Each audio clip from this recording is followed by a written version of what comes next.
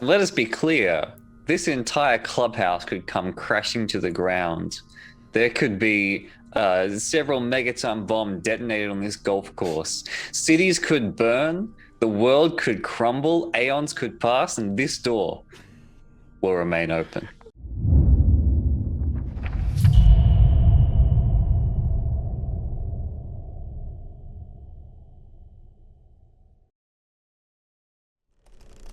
Hello and welcome to the stream of Chaos. I am Dave and I'm the Keeper of Arcane Lore for this session of Call of Cthulhu.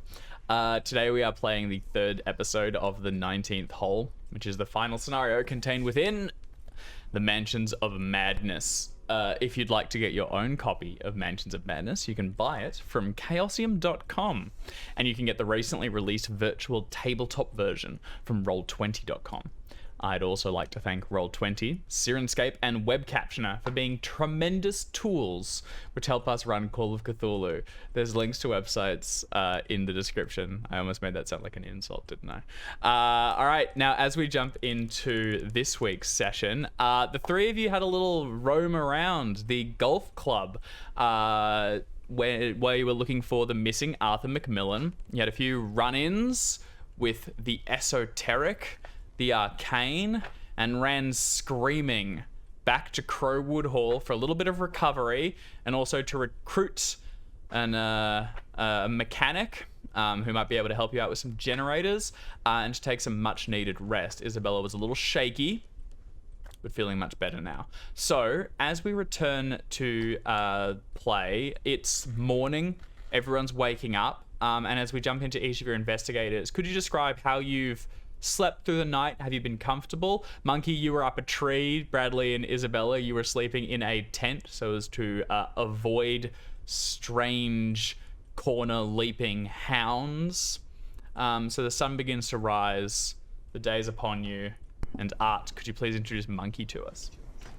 Hi, I'm Art. I'm playing Monkey, who is small, slight, and both confused and confusing. They are not an actual monkey. We have a name for them now that isn't monkey. I think monkey for the most part slept pretty well up a tree. Like, it's not the first time. It's certainly not gonna be the last. They're pretty small. They're pretty lithe. He's probably curled up around a branch and went, "I'm good." That was it. Guess all things considered, you probably took it the best. Are you confident for what the day holds? Given that I, Art, for some reason have no recollection of our last session, I'm gonna go with sure. Nothing quite like mind blanked oblivion, just charging into the unknown. Huh? I like it. It's a good strategy. Let's see how it plays out. All right. Underneath Monkey in the tent sleeps, or now waking, Dr. Bradley Fogarty. Hey, I'm Jackson. I am a tremendous tool, and I'm playing Dr. Bradley Fogarty, psychologist of the stars, who is out here doing his best. What more can you ask? I think he slept reasonably well, despite the fact he slept most of the afternoon yesterday as well. It's nice to get a good, solid 12 hours in.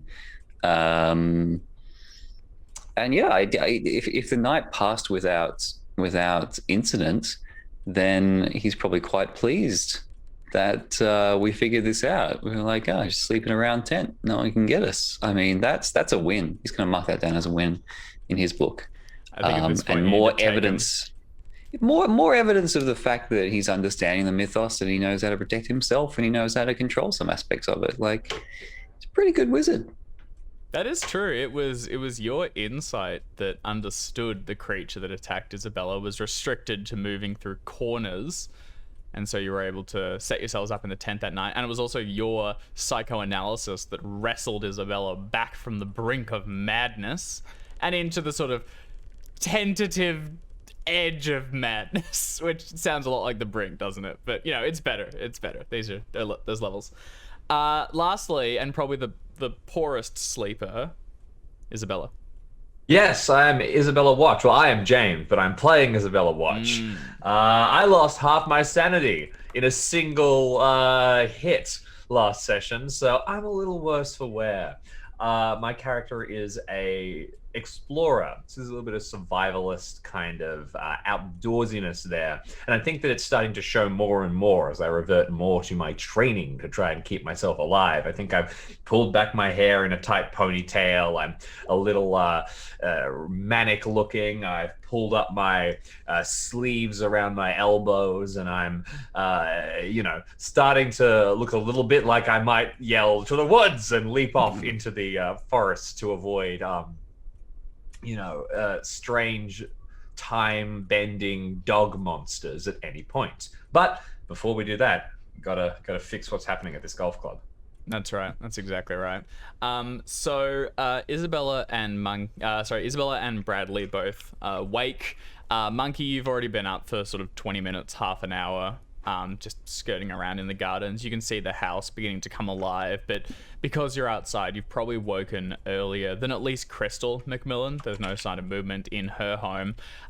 Peter Craig, the groundskeeper, and the electrical engineer, or closest you've found, is moving about the garden, making very little effort not to wake you. He's not a quiet man, and he's currently tooling about in the rose beds. You can also see in the garage, the car has had the the tarp removed from it, cleaned, and is ready to go. What would the three of you like to do? Well, we've got an appointment to keep. I suppose we go and we make sure that we're completely aware of what these generators do, and then try and figure out what's in that basement. Ent, E-N-T. The clues there fitting together, you see. Oh, yeah. I agree. That was what we were doing today. Thanks for the reminder, Cousin Isabella. No, not a problem. Right, I'll pack down the tent. And should we leave it packed down, or do we want to set it back up? I was thinking, and I'll walk forward towards the edge of the little ridge we're on and point wildly towards one of the slightly larger hills on the golf course. We make for the peak of Mount over there. I'm gonna go see if Mr. Craig is ready to go. All right, let's leave the tents. We can get to them later. Or maybe the staff can take them down for us. Or we could sleep in them tonight if, I expect if we're staying here, another night, then this is where we should return to. Right. I see. Okay, well, off we go then. Oh, I need a luck roll as well. Thank you for the reminder, Art. Yes, and Isabella as well. So roll your luck. If you roll above, you can add a D10 to it. I'll need it. Disaster currency. What was that? Oh, yes. Hell yeah. Nice. Never Nice. All right. So Added 25% to my luck. Oof. Much luck, Jesus. Yeah, Oh, no. it's razor edge here.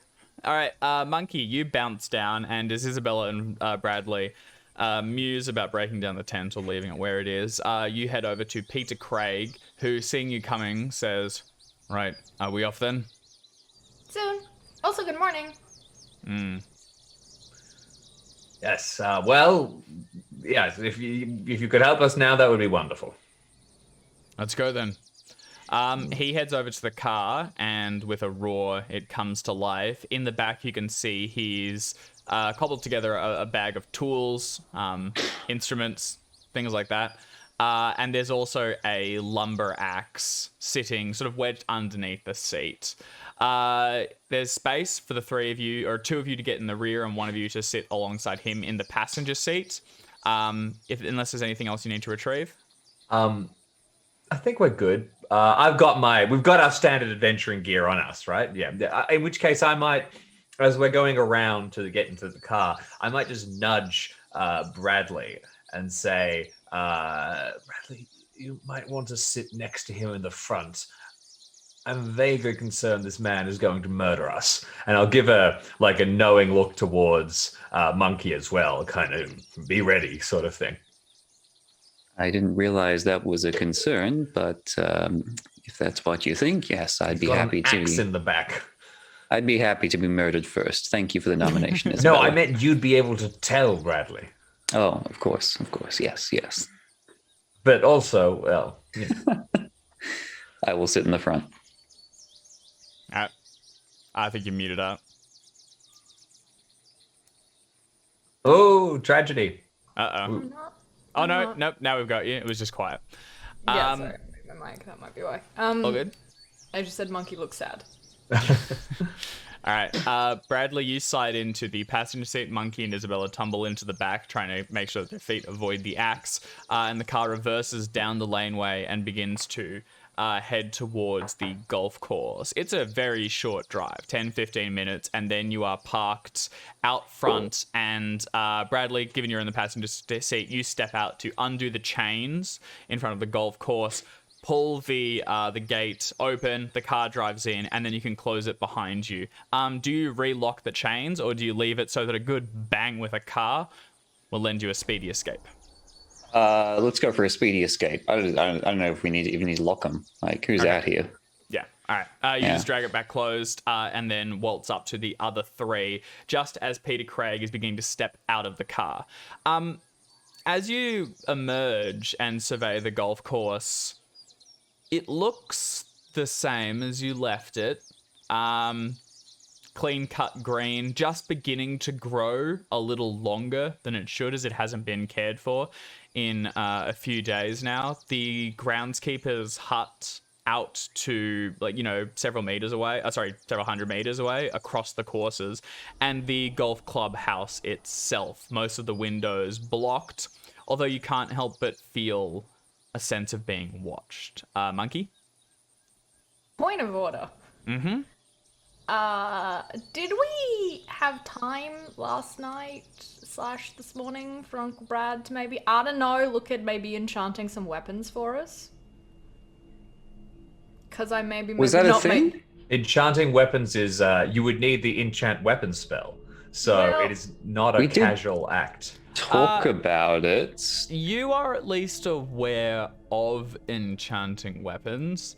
Yes. There's the sane way to go about this, as sane as you can get when tampering with magic, which would be to return to the biggest town nearby, which is Dundee, and try and track down a tome, or probably, spend a few weeks looking for something that might allow you to enchant. There is also a rule in this game, which is the impromptu mythos magic, where you make a Cthulhu mythos roll and try to craft a spell on the fly. That is almost always ends in disaster.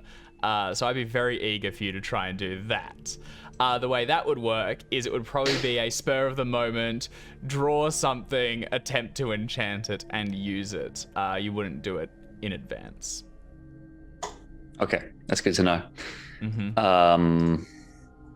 I've succeeded almost every significant Cthulhu mythos roll I've made. It's infuriating. Yeah, but statistically, that's an anomaly. You should rely. No, I'm just going to assume the pattern will hold. So yeah, I look forward to that. Look forward to a magic axe coming to a Call of Cthulhu character near you. Do you have any occult skill, Bradley? And a will? I don't think so. Oh, 30. I don't know where that came from. Oh, yeah, that's right. Because I got into this stuff and started researching it before I kind of knew what was real and what was not. With the aim of finding the real mythos, I kind of collected a lot of knowledge about the occult, which is not necessarily real mythos, right? Is that what the occult skill is? Is that fair to say? The occult skill's also like folklore and stories. Yeah.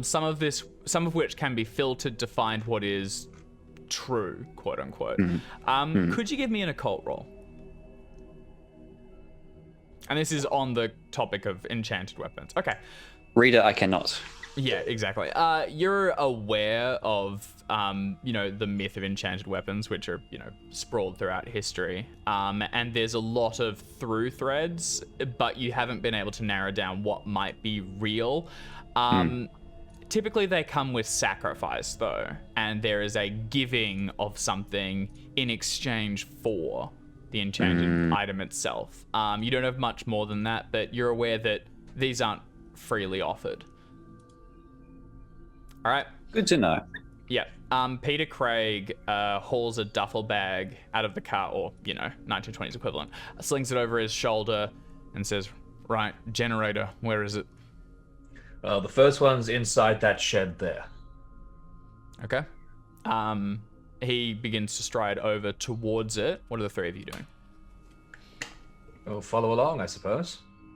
Okay. Yes. How are their heads? Would you like to make a power roll? No. Okay. Because without rolling, you feel okay at the moment. Sorry, I should have clarified that. You feel okay at the moment. You can make a power roll to try and get a sense for if you can feel something building, but at the moment, all right. I don't feel anything. I'm not concerned. Okay. Sun's still low on the horizon, dawn only having just broken, and there's a mist that gathers all across the golf course, making it kind of hard to see where the lakes are and the sand traps and things.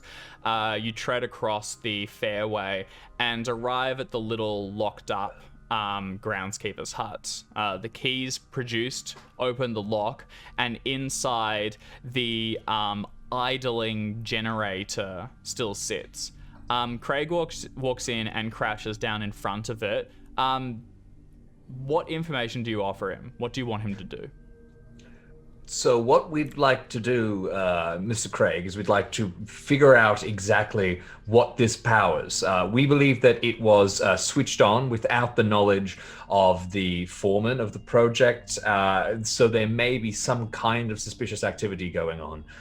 If you could figure out exactly what this powers for us, that would be wonderful. Right. He begins to track along it. The first thing he can see, and immediately he says, "This is it's a backup.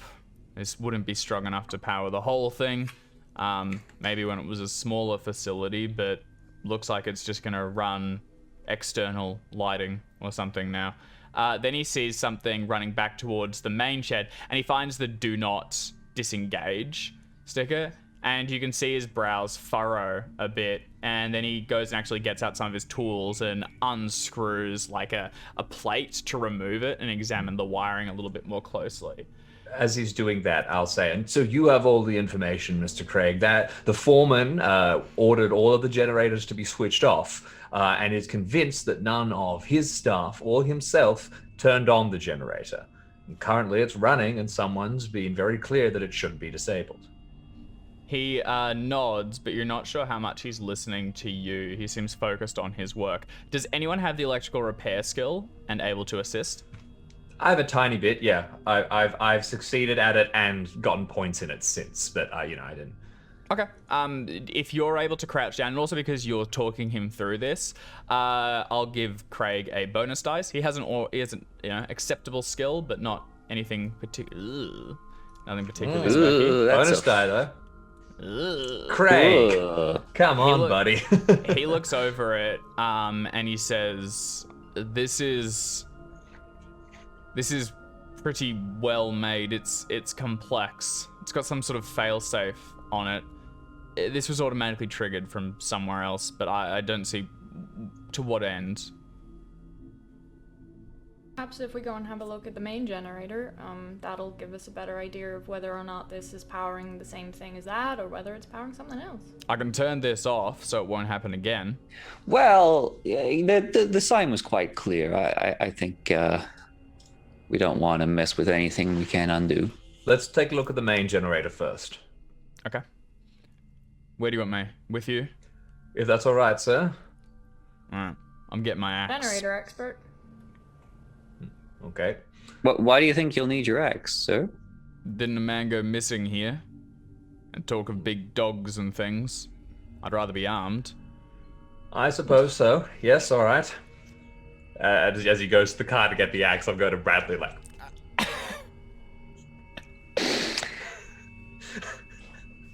He leans down into the car, exposing a vulnerable back for a good minute or so as he rifles around under the seat, and then when he withdraws it, he wipes a rag across the blade to make sure it's clean, then hefts it over his shoulder and stares up at the golf club house. All right, let's jump you guys over to the map. The map. The map. Oh, Jackson, we've lost your camera.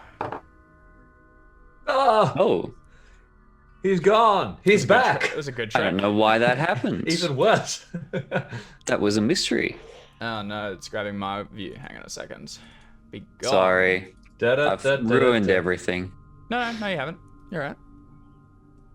Oh, I just good. need to make sure that there was the Roll20 was automatically grabbing my view rather than the player's view. There we go. That's what we want. All right. So the three of you walk inside. This is still set up from where you were previously. So let's get you out of here. Get over here. You two. Come on, mate. And Isabella. You walk into the entrance, and you can see. I'm just going to go off while I set my own up. You can see You got a token for Craig? I do. I just need to reopen my GM Aw. view. You can see the entrance still has sheets drawn over most of the windows, which will have stained glass. There is a set of stairs to the left, which go straight up to the second level. And through the doorway, you can see the little golf shop, which contains, a few shrink cracked golf sets, but a lot of it still works in progress. You also haven't finished searching neither this floor or the one above, but you know where the basement entrance is. It's just up that great hallway and to the left. And I'm just booting up mine now, so I'll be able to show you shortly. Mr. Craig, Yep. be careful of corners and doorways, please. Why? What's going to happen?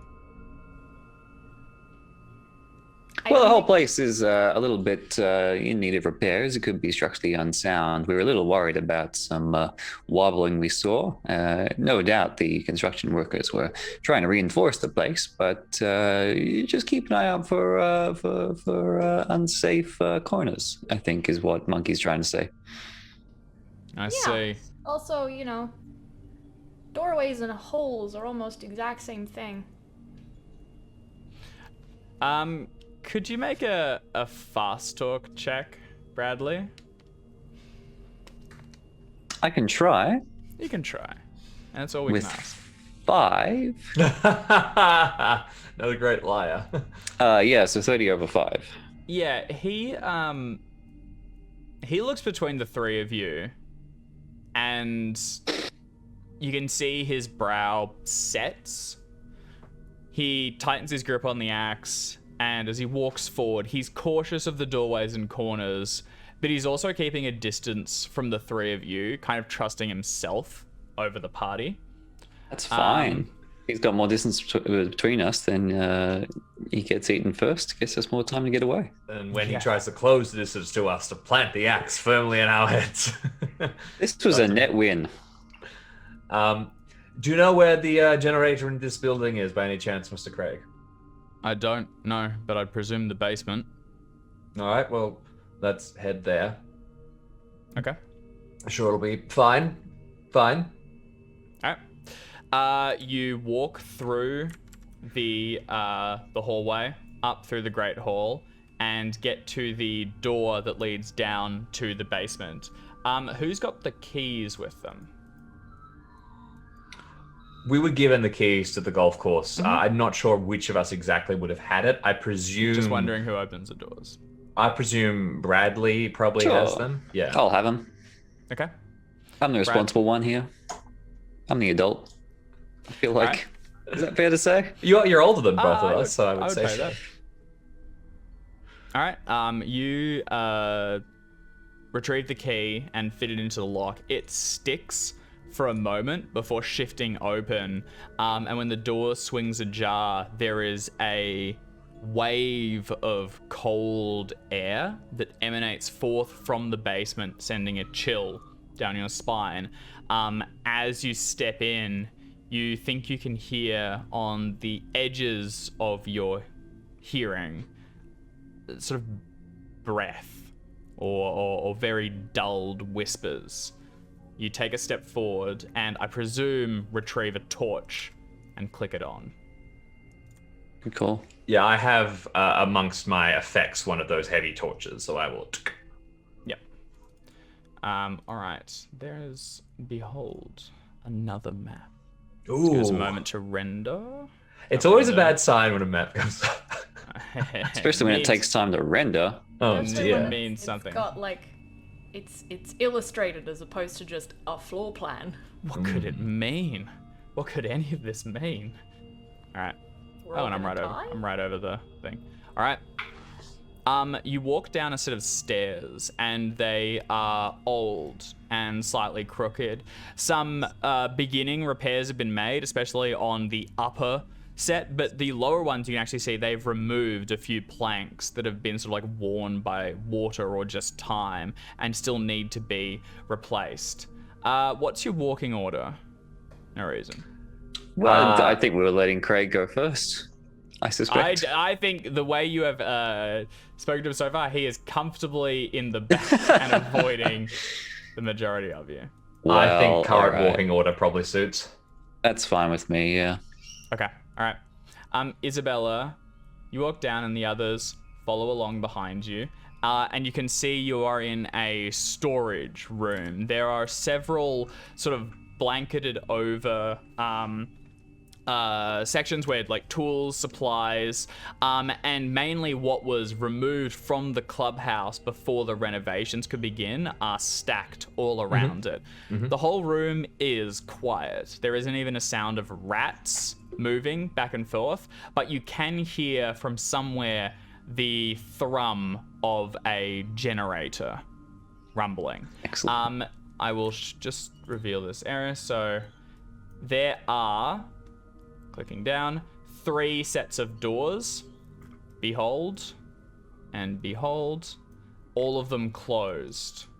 Bradley and Monkey come down behind you. Peter Craig sort of lingers here at the second level of the stairs, his axe held and the duffel bag slung over his shoulder, nervously looking behind him where the door is still slightly ajar and he can make a break for freedom if he needs it. What are we paying him for? Well, you're not. Well, I'll tell you what we're paying him for, to be a gardener. He made that very clear last session. This is not his job. I mean, in some You're not games, wrong. gardener is not the same thing at all. You're all operating with torches for the moment, but Fogarty, as you come down, there is a light switch just next to the stairs. switch it on. You click it on, and for a moment there's nothing, and then there's a hum, and bulbs, bare and hanging without covers, are dotted throughout the area, and they flare into life. There is now a hum of static in the room, but this area is illuminated. As I mentioned before, that wave of cold that came through is deep here, and the whole place is freezing cold. What The do the three of you underground want to tends do? to be well insulated, so Right, okay. Well, let's check these doors one by one. Do the two of you want to take a door each? Yes, I suppose. Step towards the top one. Mr. Craig, are you coming down? Yeah, I'm coming. He takes another few cautious steps down the stairs, but he's lingering and he's taking his time about it. He gets to the landing and then lurks a bit more. Are you alright? Fine, I'm fine. I just want this to be done, and I want to get back to my work. Okay. Well, we'll try and make it quick. Monkey, could you grab the bottom door? Sure. All right. You each step forward and open the doors. None of them are locked. I don't. And you. I don't open mine. Okay. Oh, okay. I'm gonna listen. Excuse me? I'm gonna All listen. right. That's just a good idea. Monkey, can you roll a listen check? And I will reveal to the other two what you see. Well, now that you mention it, Okay, yeah, you can roll. You can roll a listen. maybe late now. I'll take a listen. Oh no, you've already opened it. I'm bold. I step You can inside the listen. wine cellar. Now, might I step inside? I walked through the door. All right, so Isabella, you step forward into the wine cellar. It takes a moment to find the key to open it. This room was locked, actually. There are a number of shelves all along the two of the walls, and the cold air inside has turned into sort of like a mist, which roils along the ground so that your feet sweep through it. Unfortunately, there is no sign of the. There are no bottles inside. They are empty. And this is where wine will be stored in the future, but for the time being, nothing. Okay, well, that's the end of me. I'll turn around to go and join the others. Okay. Monkey, from outside your room, you pause and listen. With a listen check, you can hear there is thrumming, something turning over, but it's echoing a little bit, and you aren't able to quite place it. Additionally, you hear a bird tweeting a little bit further in the distance. This door and through it to the other probably leads outside. Bradley, I've also got a success. You two can hear, something's turning over somewhere in here. There is a generator, but again, you can't immediately place it. It echoes a little bit along the ground. I'll open my door and have a look through it just to be like, I think this goes outside. Just. All right. I will cautiously do the same. It does. So, walking into your room, Monkey, you can see that this leads straight down, and then there is a set of stairs which lead back up to the outside world from down here. In your room, Monkey, there are tools like wheelbarrows, rakes, shovels, plows, things like that to tend to the golf course. And this has more supplies than the groundskeeper's hut did. This is probably where the bulk of material are stored. There's also a few bags with fertilizer, extra sand. Just about to ask, is there fertilizer down here? When in doubt, extra sand and things like that to stock the course. Bradley, you step into your smaller room and can see that there's like a large switchboard on the other side of the wall with several warnings across it. Wires snake in and out and all around it, and in yellow painted words you can read live electricity, caution. A number of the wires are labeled, but several aren't, and it's a bit bundled, sort of jumbled together and hard to track. Monkey, from your level, you can see that there is another doorway here, which continues further in. The other two doors do not go further. Is there I'm assuming there is no generator in the electrics and telephone. No generator, no. I think it's through here. Oh, okay. Well, let's all head this way, Okay. and we will join Monkey and proceed. All to the right. final door. I agree. All right. You move back and continue on, and Craig moves along behind you, unwilling to be left completely alone, and you step through the door and into another room. Inside here, you can see there are several large furnaces and boilers which would provide hot water to be pumped throughout the area, but they're cold at the moment and none have been powered for some time. The walls are all thick and heavy stone, or some of them have also been like plastered over, and you can see that there is no doorway moving any further from inside here. No sign of the generator. So we can sort of hear this generator, but we can't place it. That's right. Sorry, you said there was another door? Not from here. What's this brown thing over here? That looks like a door to me. Make a spot hidden roll.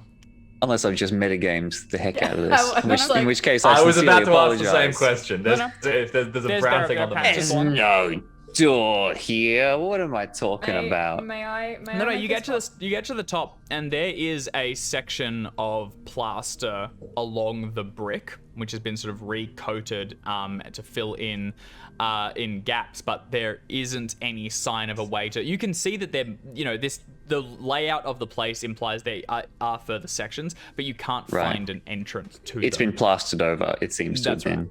That's Yeah, right. Okay. May I make a spot hidden for the similar thing? Given Sure, that I'm go for it.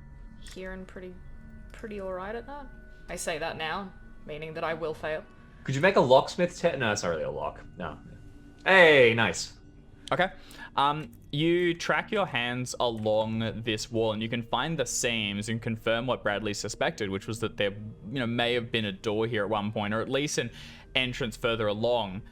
This has been padded over for probably months. The plaster's beginning to, flake a little bit, and it shows time. That said, there is no opening.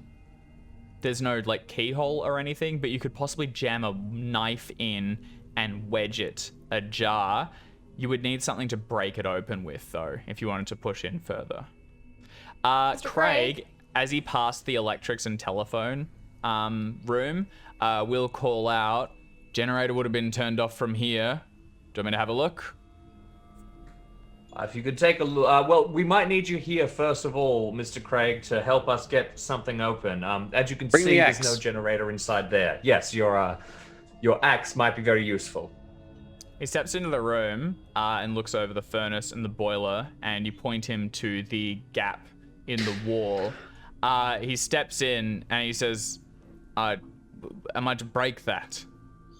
Well, it looks like there possibly was an entrance or a doorway that's been plastered over, and given that we can't find the generator in here, and that seems to be moderately important for the running of the place, it'd be good to at least just find it and make sure it's actually running, because... We'll explain to the lady of the house that it was at our request that you performed this task. Of course. And regardless, as part of the renovations, it was going to have to be broken open and eventually anyway to find out what's beyond it. So it's really no trouble here. Could you give me a persuasion roll? Because this is asking him to destroy something that his employer is working on building. Have I got the best persuade? I believe you do, Bradley. wonder. Could Bradley have advantage because he's so devilishly handsome? You can take a Also, bonus. because dice, we're because all- the others, we're all you're telling him what to do. You're ganging up on the poor man, yeah. Or helping, sorry. 39 under 56. That's a success. All right, you tell him that you'll take the blame for it, and he isn't quite so gauche as to demand it in writing, but it's just a step below that. He hefts the axe and steps forward and swings it into the plaster. It breaks through and embeds in a wooden frame on the interior where the rest is stone. And when he pries it back out, he heaves it in again and it begins to break open. Immediately you can see there is a room beyond, but gotta make a roll. No. Why do you got to make a roll? You don't got to make a roll. Craig swings it again. It embeds in a live power line. There is a spark of electricity, and with a jolt, Craig is thrown backwards towards Isabella and impacts on the wall beyond. Let's have a constitution roll. And what are the three of you immediately doing? Oh, that's concerning. There is a thin opening, sparks continuing to from the interior, and Craig is slumped on the ground towards the back. He's blinking, looking stunned, and his axe has got like a deep burn along the front of it now, and it's dropped, still in place here at this entrance point. And looks shocked and in quite a bit of pain. Can I give him a first aid to just make sure he's not going to get worse, not going to die? Sure. So Just you see step what's wrong down. with him. Yep, you tend to him. Monkey and Isabella, what are the two of you doing? You said there's a thin opening. Is there enough that I can peek through and see what's on the other side? Yeah, make a spot hidden roll. Actually, before you roll, you make a spot hidden roll, but you are moving close to dangerous lines and things. Failing will have consequences, just so you're aware. Okay, I might give this a wide berth then. My spot hidden is not particularly good. I'm gonna go over and assist Uncle Brad. I really hope that Mr. Craig is okay. Yes. Okay. All right, Isabella, what are you doing then? I say I'll get the car, I suppose. I'm gonna run back up the stairs. I'm gonna get into the car and I'm gonna drive it to the top of the stairs so that we can load him in and drive him off. Okay. All right. You Brilliant. exit and go to retrieve the car. Bradley, make your roll and take a bonus dice. Ew. Oof. Ooh. Ooh. I don't know if I care for this man. 21 points of luck. Push the roll. Defibrillate him. Additionally, So, yeah. Struck him again. Your concern is probably that while he's trying to get up at the moment, clearly shocked, and he's like pushing on the ground to get back to his feet. Your concern would be this man needs to go to a hospital or something. He's had a severe shock, and while he's okay for the moment, who knows what this has done to his heart.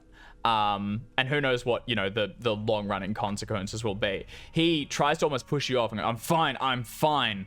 Well, no, Mr. Craig, I'm concerned that the effects of being shocked and thrown against a wall may be delayed. Just stay where you are. Just don't move for a little bit, and we'll just see how you're doing. He pushes you away again, but when he tries to stand, his legs give out under him. He slumps against the wall and falls to sit on the ground. He places a heart, like threading it through his shirt to stand over his chest, and he can feel the thundering heartbeat underneath it. He begins to blanch, and you're concerned that he might be going into shock. Okay. Well, I feel just terrible as an action.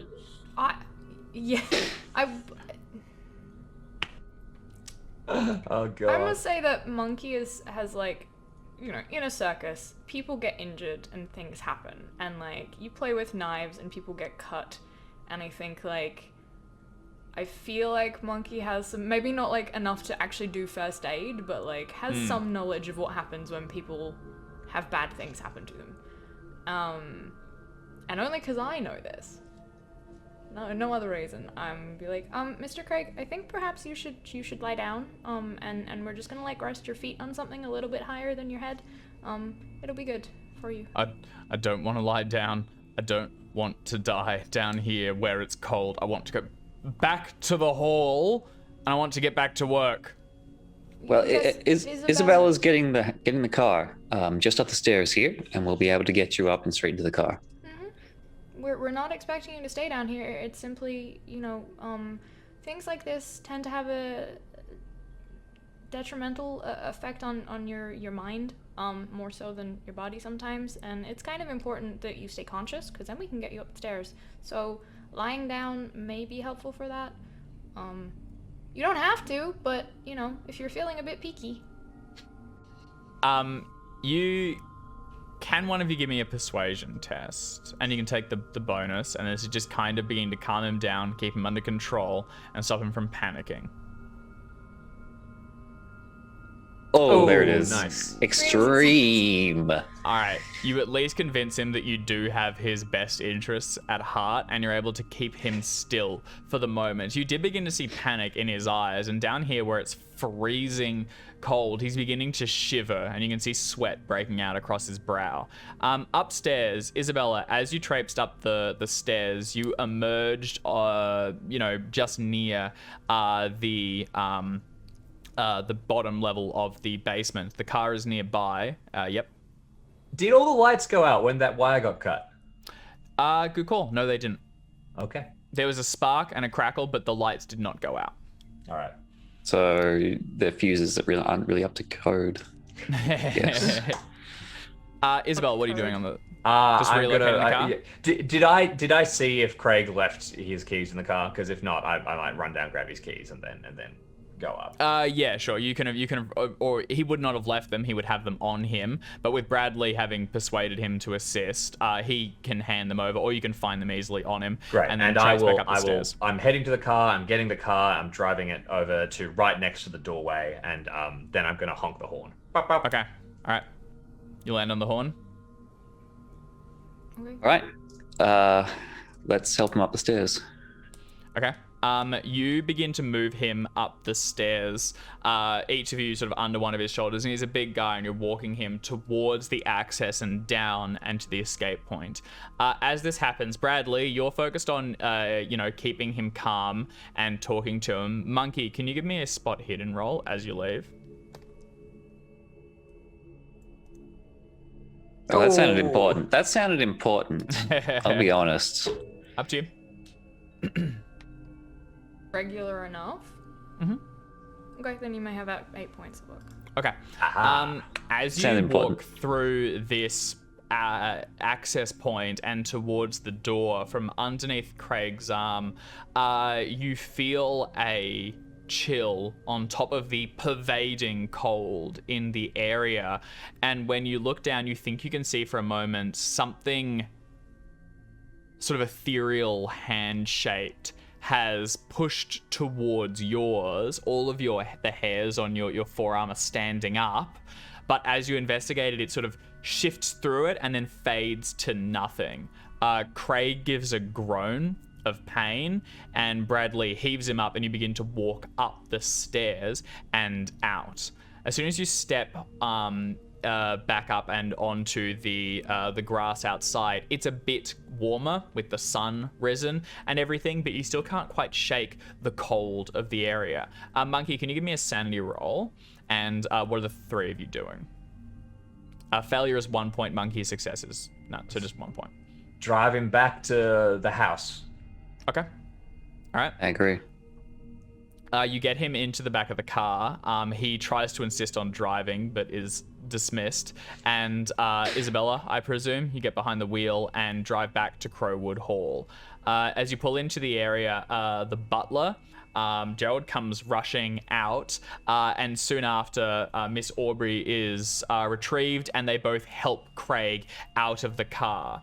As they do, Katie and Teresa can be seen from one of the upper levels staring down and gawping at the whole thing, and Crystal McMillan is nowhere in sight. The valet, Gordon Kilburn, steps to speak to the three of you as this is happening. Actually, Bradley, are you staying with Craig and as he's kind of under your care for the moment, or? Yeah, I'll make sure he gets where he needs to be, some rest and some medical attention.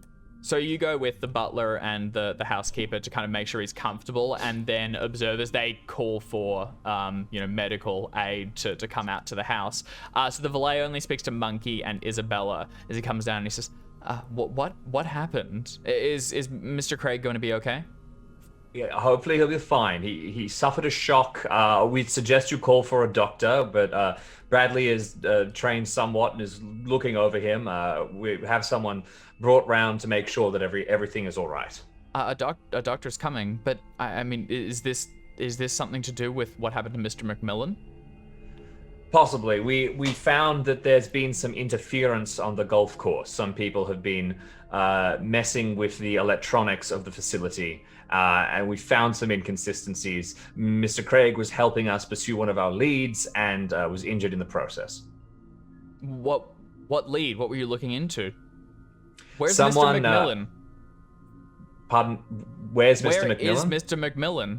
Well, we're hoping to find out very, very quickly. You've been searching for several days. Surely you must know more. I mean, a man is injured.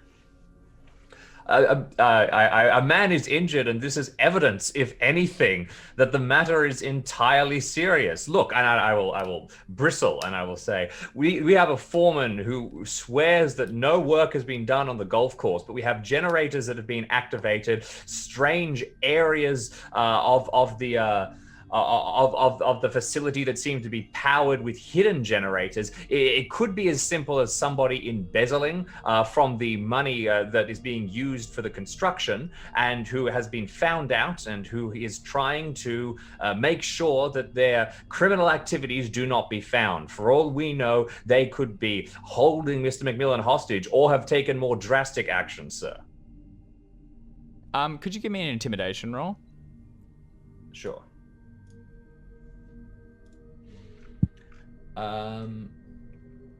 Monkey, what are you saying during this, or just keeping quiet? Absolutely nothing. And I'm not Uncle Brad, but I have some concerns about this man's authenticity.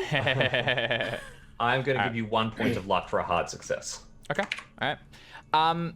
This man is, I wouldn't say spineless, but has no tremendous spine.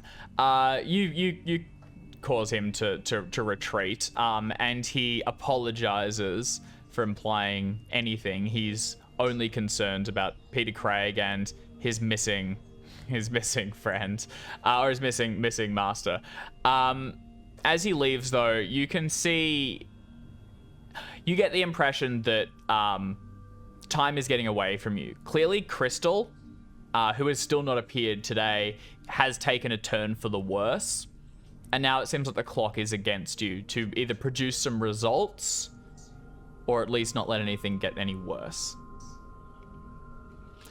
Inside Bradley, Peter Craig is safe, relatively stable, and you are assured that the ambulance is coming. Audrey relieves you of, any duty of care, and all but hurries you back outside to the others. Then the doors are closed behind her. That's fair. All right, let's get right back. We've got to be quick. We'll have to get in there ourselves. I think that should be too difficult. Although I Agreed. suggest that we use something other than a piece of metal. Right, yes, we might want to take some precautions, although I'm not entirely sure what they would be. Does my slight training in electrical repair give me the ability to kind of rub a glove or do some things that will otherwise give us the ability to make a check with advantage? You could make an electrical repair roll now. Unfortunately, this isn't really any of your areas of expertise. Mm-hmm.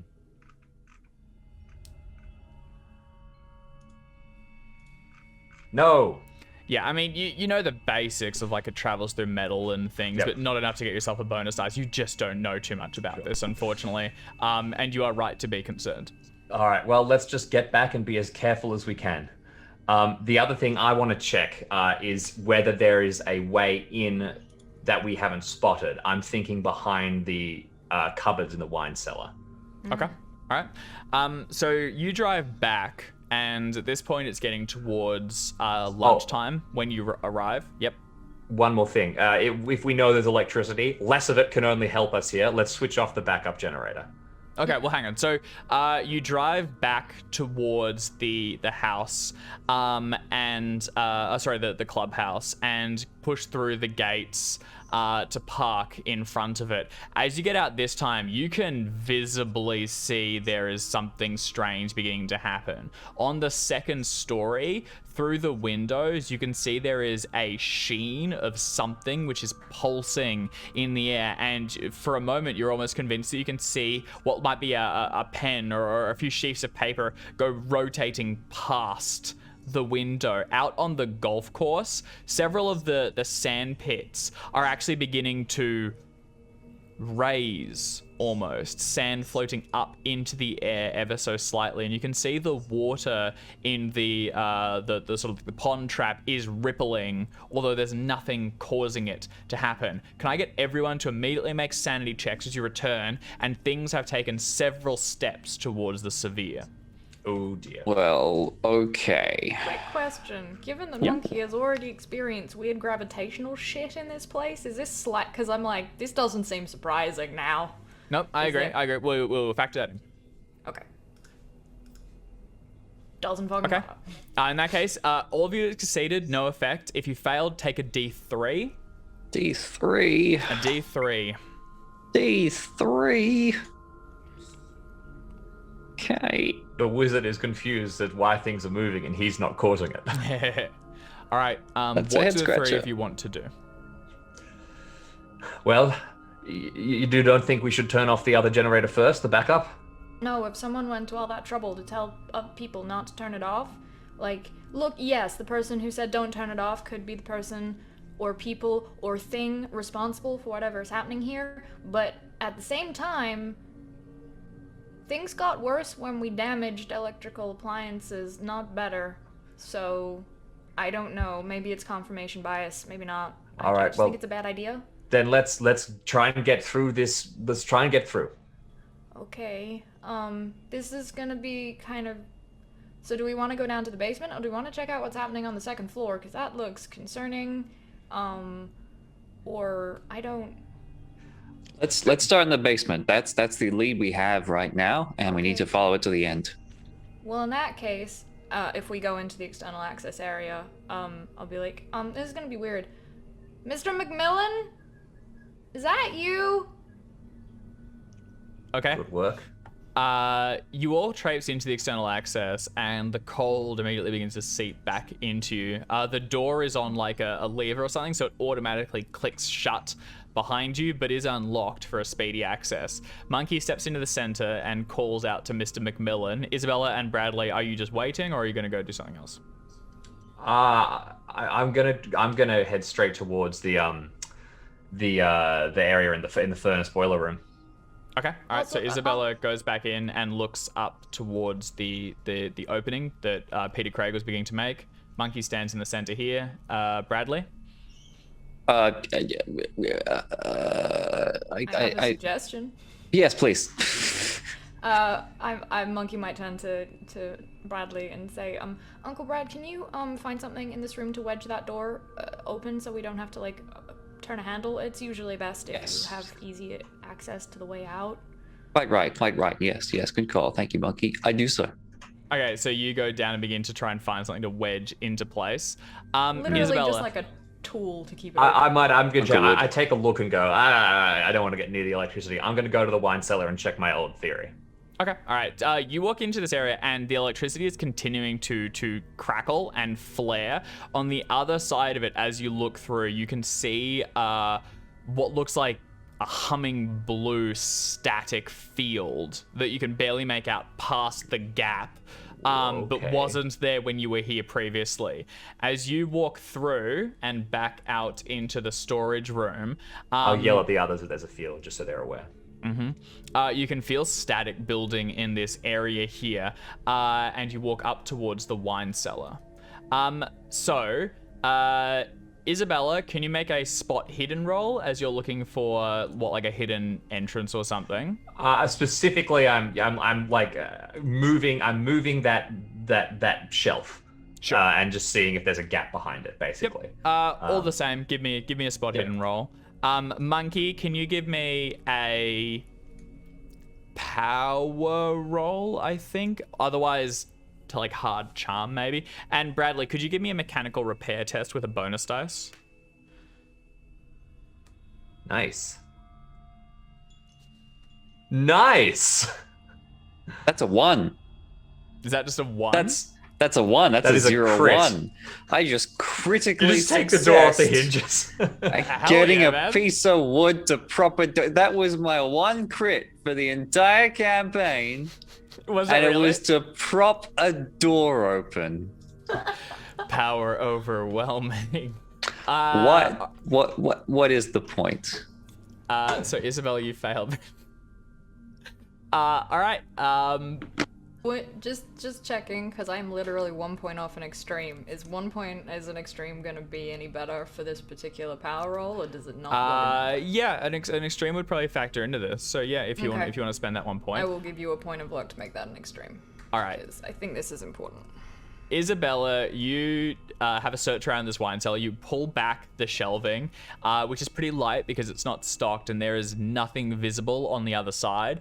You run your hands around it and there is no sign of a secret entrance or anything over here. Down in the external access section, Bradley deftly produces a piece of wood or something and moves over to the doorway to prop it open on the other side so that an exit is easy and assured. Let us be clear. This entire clubhouse could come crashing to the ground. There could be several megaton bombs detonated on this golf course. Cities could burn. The world could crumble, aeons could pass, and this door will remain open. Remain open and unaffected. Yep, he's bloody done it. The word hero doesn't get used enough. Monkey, you stand in the middle of the room, and what did you call out again? Mr. McMillan, is that you? Okay.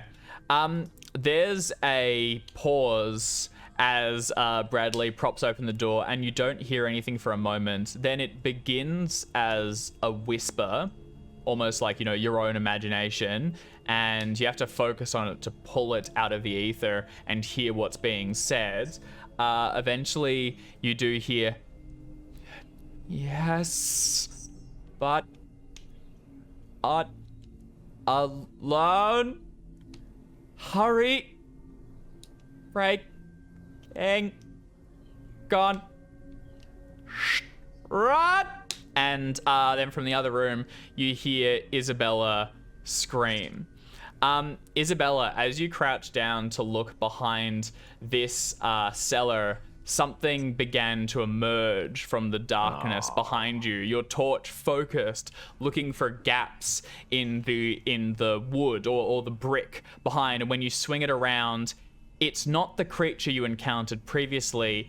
It's something else breaching through a sort of tear, a fragment in this dimension or the next that emerges from this section here of the wall and steps through. Can you make a sanity roll for me, please? Yes, I can. Can you? Probably not. Oh, Isabella is on the ball. That's about it. If that's a success, you actually take no points from this creature, and you haven't encountered them directly, I don't believe, but you've heard of these now, courtesy of Bradley's research. These things can move. He actually has a spell to mess with these. They're called dimensional shamblers, and they come to prey on weak points in reality. This one that emerges is sort of, it's coated in just like a veneer or like a carapace almost of shimmering pearl. It has tall antennae which sort of tense at the air around it, tendrils flowing out and feeling fluctuations. And as it's more opens, you can see a starry void on the interior. Can you please make a... actually it'll just go straight to initiative at this point. So who has the highest dexterity? Monkey, probably. I have 80. 80. Monkey, you are definitely first. So Isabella, you have enough time to let out a sort of like a scream, yell, a gasp, enough for them to hear, and especially because Isabella, you were listening for something elsewhere. Monkey, you act first. I think I'm gonna go for shriek if that's possible. As this happens, though, there's gonna be one more thing.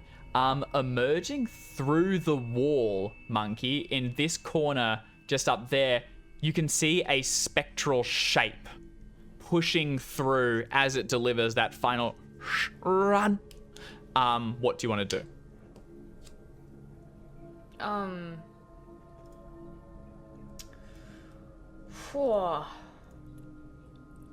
mean, I'm gonna run. Mm-hmm. Just depends on which direction I'm going.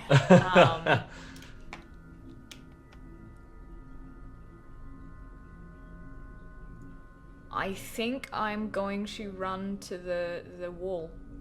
I'm gonna run to the Kraken wall. Where? Oh, this one up. I just tried to ping on the OBS. Up here? There is the one we were getting Craig to smash through. Okay, all right. You rush through into the room, and as you do, Macmillan's form shifts through the wall again to see you coming. It seems to be avoiding the place where the electricity is sparking, but it sort of it waves you as you come through, and then you see a second hand. He's got two, so I suppose a third hand. Grip him by the spectral throat and tug him back, and he fades from sight. Through here, you can see the haze of blue static on the other side, and the clearly severed lines where Peter Craig's axe cut through it. Electricity sparks back and forth occasionally, and the metal of like an edge of the furnace is blackened where the electricity has struck it. What do you want to be doing? There was a room that was full of tools, no? Yeah, the one you just came from. Great. Can I grab like, a rake or a broom or something that is very unlikely to be made of metal and very likely to be made of mostly wood and hair? And I'm gonna take the tail end of that and start like bashing it into the plaster to try and make this hole bigger. Sure. You go back and you grab like one of the heavy rakes or something, and instead of using the metallic end, you use the wooden part and begin to bash it through, trying to push the cables further apart first, and then actually make yourself an entrance. Can you please give me a strength roll? Could I ask, is the opening small enough that Monkey could kind of acrobatics through it, possibly? I mean, I assume not yet, but this is kind of the point. It would be a hard dexterity roll and with failure, if with consequences if you fail to try and tumble through this gap at the moment. You may have 4 points of luck. Okay, all right. You begin to jam, and first you get the cables away so they're no longer sparking, and you're beginning to widen the gap. At this point, you can begin to see through into the room beyond. What you can make out is there is this haze of static coating the interior, and what looks like a bench just on the inside here, and what might be a corpse lying on top of it. You can just make out a booted foot and the trouser legs, and it is unmoving. To get through would still require now a normal dexterity roll to begin to shimmy through, but you can do that on your next turn. I'm gonna yell to Uncle Brad and say, Uncle Brad, I think there's something that, mythos stuff. Help? I appreciate the prompt and direction. Message received. Isabella, what is your dexterity? 55. All right, you may now act. Okay, fantastic. Bradley didn't happen to mention whether this was a thump or run kind of situation when you come across one, did he? He did not. No, this is just enough to recognize the thing. You could yourself make a Cthulhu Mythos roll. No, thank you. I'm going to err on the side of run. The vast majority of these situations are run situations. Yeah, I am going to dart straight out the door. Okay, you make a break for the storage room, stumbling around, and with your light focused in front of you, the wine cellar, there's a few bulbs hanging in here where you left them on, but the wine cellar itself is dark, and you don't look back. As where are you running to? I will run down towards the external access, towards my friends. As I'm going, can I slam shut the door behind me?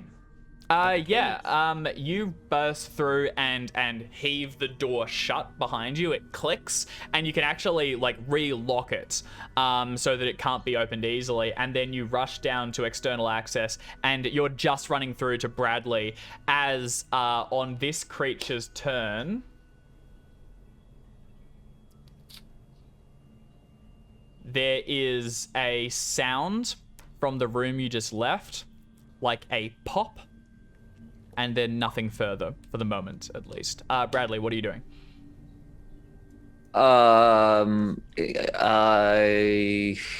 My best. I'm gonna jump through to where Monkey is.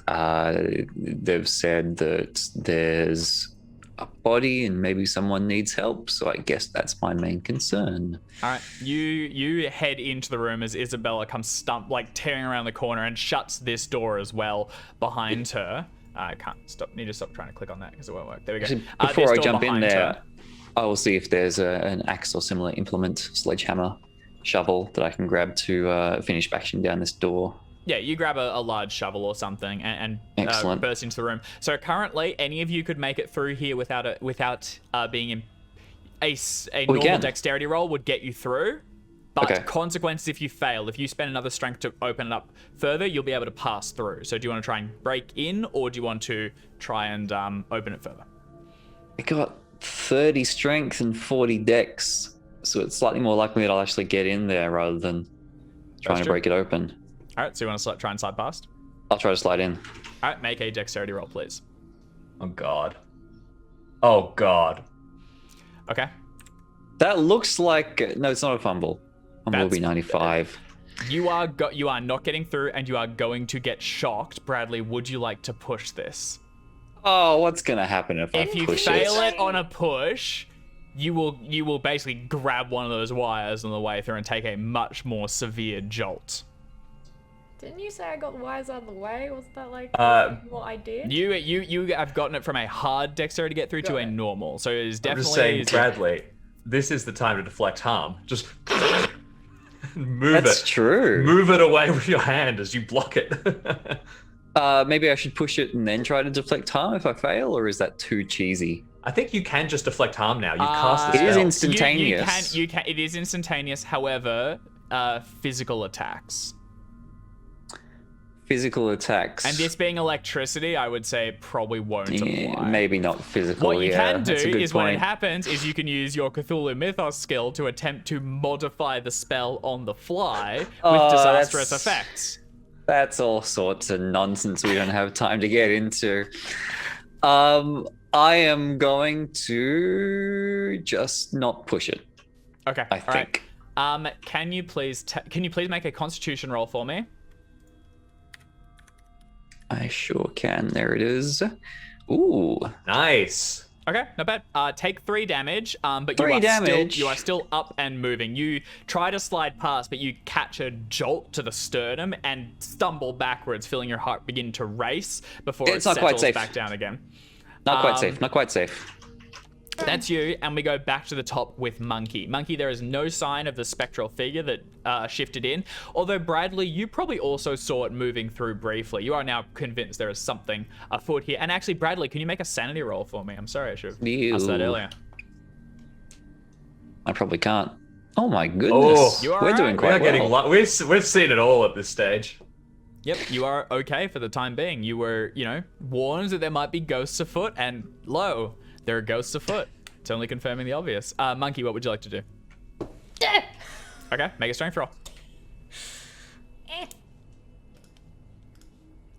Fucking yes. Oh, nice. Okay, with this one, you break the last foot apart, and now the doorway is entirely Monkey open. is small, but not insignificantly strong. Inside, you can make out a figure on the ground. Hang on one moment. There is a figure lying on one of these booths, and across the other side, you can see a metal table covered with instruments. Do you want to go inside? There is still the field of static blue on the interior, coating the entire. Is there a field over where the entrance is? Yeah, it basically fills this entire room. Right, so I would have to step into the field in order to... I'm gonna wait for a second and be like, Uncle Brad, I'd really like to know if this is safe. I doubt it. Whatever it is, I highly doubt it. Can I see enough to find out whether the figure is Mr. McMillan? You edge around the corner to get a look at it, and make a spot hidden roll, actually. Okay. Panic. Rude. Okay. You can tell there are 2 figures inside here lying on what look like almost like metal shelves. With underneath, you can see cabinets that can be withdrawn, and there's large cables plugged into them, far more than just the one that Peter Craig cut through. Neither of these figures appear to be Arthur Macmillan. Oh dear. All right. That leaves you as you're beginning to peer in and make sure that you don't move through the static. Isabella, you're next. I pull out my revolver, bumping my dexterity significantly. Yep. And then I am going to head over to my companions, and can I take there's not really a ready to action kind of thing. There's an aim action. I'm scanning and ready. Yeah, I'm fine to say you're not. Do you want to forego aiming in favor of getting a shot off if something appears? Yes, please. Okay, no worries. Something appears. As soon as you finish that, popping out of this region over here comes the same creature that was moving at you, or at least another of the same type. It emerges from the shape, its little antennae feeling the sort of reality around it, and as it steps in, mandibles clack, and you're able to take a shot as soon as it appears. Monkey, you are focusedly looking in the other room. Bradley, could you please make a sanity roll and take a bonus dice on it? I'll take the bonus die. Oh, Isabel, do you want to make your attack? yes. Eat lead. No. All right. What's your dexterity score? My dexterity score is 55. Okay, this would be within 11. Yeah, this would be within point blank. So you can take a bonus dice. Oh, very nice. Have that. I will give That's you 4 still points of a- luck for an extreme success. That's not an extreme. That's That'd be a hard. that'd be Oh, hard. wait, it's a 10. It'll be a 10. It'll be a 19, won't it? Sorry. 19. It's a 19, 19. so you would need to spend 13 points of luck. I do not have 13 points of luck. Never mind. I regular shoot it. Okay, go ahead and roll your damage, please. And Bradley, can you please take... It will be... Too much. a D10 minus 1. D10 minus 1. Oh my god. 5 will send me indefinite. How do you roll again? Slash roll? Yeah, slash roll. So slash unused to rolling 1 damage of D10. sanity loss. Well, I've got macros for it now, so I've forgotten what the actual syntax is. All right, here we go. Oh. And that's indefinite, is it? Sure is. That brings me All down right. to 28 out of 36. Hot dog, roll a D10. Roll 2D10 and note the Do I get first an and second. Do I get an intelligence? No, it's I think they said indefinite. for indefinite, you do not. You go straight That's to it. right, Although okay. I did not confirm that ruling since the last time we ruled it. So Yikes. Oops. I think Well, it's you're fine. indefinite embarrassing. and We're 10, at least so consistent. it's double. That's true. All right. Isabella, So you want as you fire 2 at it, D10s? and Bradley lets out a gasp, you hit it for 3 damage, all of which is absorbed by the carapace around it. It takes none and surges forward towards you. Do I get the insight as to whether if I'd hit better, I would have hurt it, or? Yes, hit better would have hurt it, definitely. Okay. Waiter, could I please have a number 1 for 4 rounds? Delicious. Yum, The yum, special yum. of the day. All right, sanity. Yes, James. So more damage would have gotten through further. As this happens, it lumbers across towards you now, taking the hit on the shoulder and then attempting to cut at you twice. Would you like to riposte or dodge? I would like to riposte, and I drop the gun. I just start using my hands. So I'm riposting with brawl. Don't you have a nightstick? I don't think I can get it out in time. You also have a torch. Oh yeah, well, can I use it Which as is the torch heavy. as a small club? Yeah, definitely. If you fail, it will break the torch and the bulb will be shattered. These things are, heavy Sure. but fragile. So yes, Yep. you can. All right, it will attack you. Roll your parry. Okay. Nate. And then it goes for you again. Same thing. Yep. Oh. Ooh. Is that a fumble? Yeah, it's a fumble. If you roll, I'll let you apply damage. All right. Mate, do a d6 plus your damage bonus.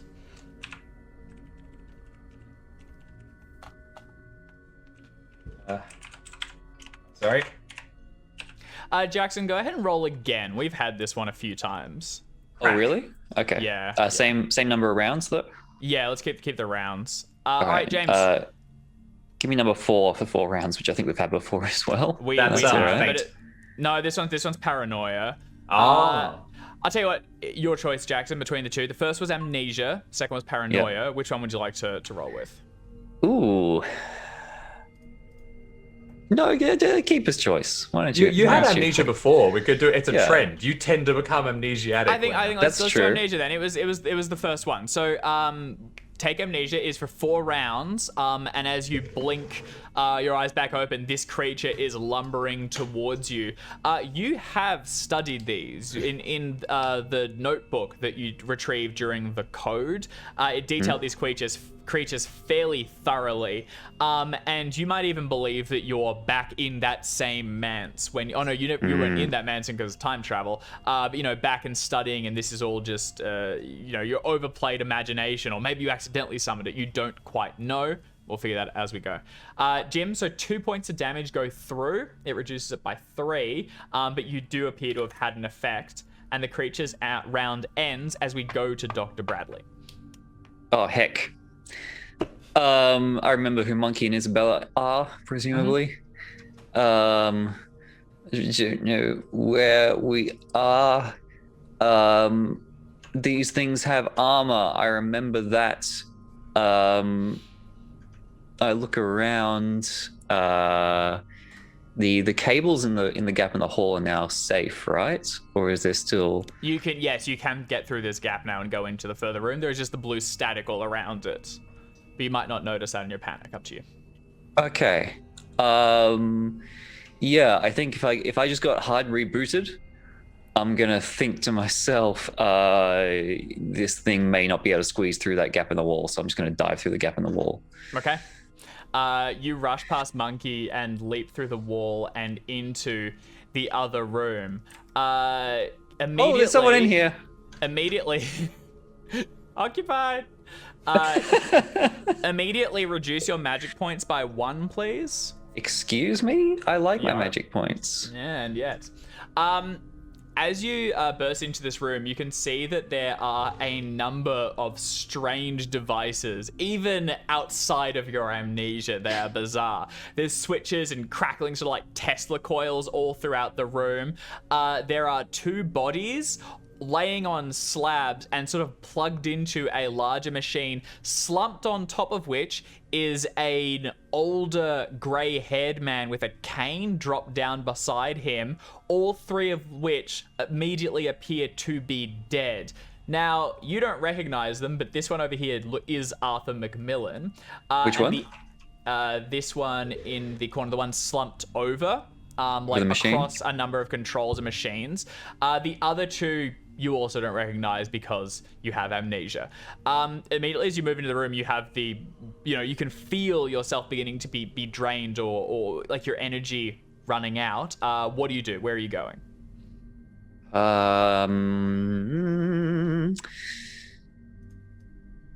Do I get a sense? Like, I've just got amnesia, but the research of these creatures is fresh in my mind. Yeah. Right? Is electricity going to bother them? Electricity would definitely go past its armor, at least. That's what I'm thinking. I would like to begin the process of setting things up so I can stick a Tesla coil in this thing's face. Hell yeah. So I think like drag a Tesla coil over here to the corner if I can, and then like, come on, get me, brah. And then as soon as it sticks its head through the wall, just zap him. And I'm calling out as I go, bring it over here to me. All right. This is going to be an electrical repair roll. Oh, you bastard. You can begin to move it, but electrical repair to avoid unnecessary damage or who knows what side effects. This is tampering with a clearly complex device. But like you said, your priority might be defense at the moment. Well, this is where I would like to take that critical I used to prop open the door. But that's not gonna happen. 84. Okay. And over 10. You could push it and try to just wrench things out and risk breaking something further. But currently, there are the cables in the grounds. Anyone that moves past could try and use them to make a fighting brawl roll with and just jab, but you risk getting shocked as well. But setting something else up would require you dismantling the equipment. Jabbing with the cables isn't bad. That's all right. In that case, I'll just get myself over here and see if I can tempt it to, without moving the Tesla coils. I'll see if I can bring it to the Tesla coils. Towards all of that. All right. Yeah. Okay. All right. You move into the room, and inside here, you can continue to feel like the static field is coming over you in waves. The figures before you are completely unmoving, and we go back to the top with Monkey's turn. I'm calling out. I think if we get in here, we can damage it, or at least we'll be safer. Throw a knife. Kill it. Yeah, I'm gonna ditch a knife at this thing and then backflip through the Pretty cool. Hell yeah. Bye. Make a throw roll, please. Okay. Oh, sorry, and also now that you've seen it, make a sanity roll first. Sure. I'll think, fuck. Oh, we have nailed these. Well, mostly. For the most part. It only takes 1 or 2 slips. All right, you are good. No penalty. Make a throw roll. Oh, there it is. Come on. Oh my god! All right, you Throwing a knife into backflip melee through, combat. flick the knife as you go, and it juts across one of the cables, sending a shock through it and ricocheting the knife across to the corner where it clatters and hitting you. Can you immediately make a Constitution roll?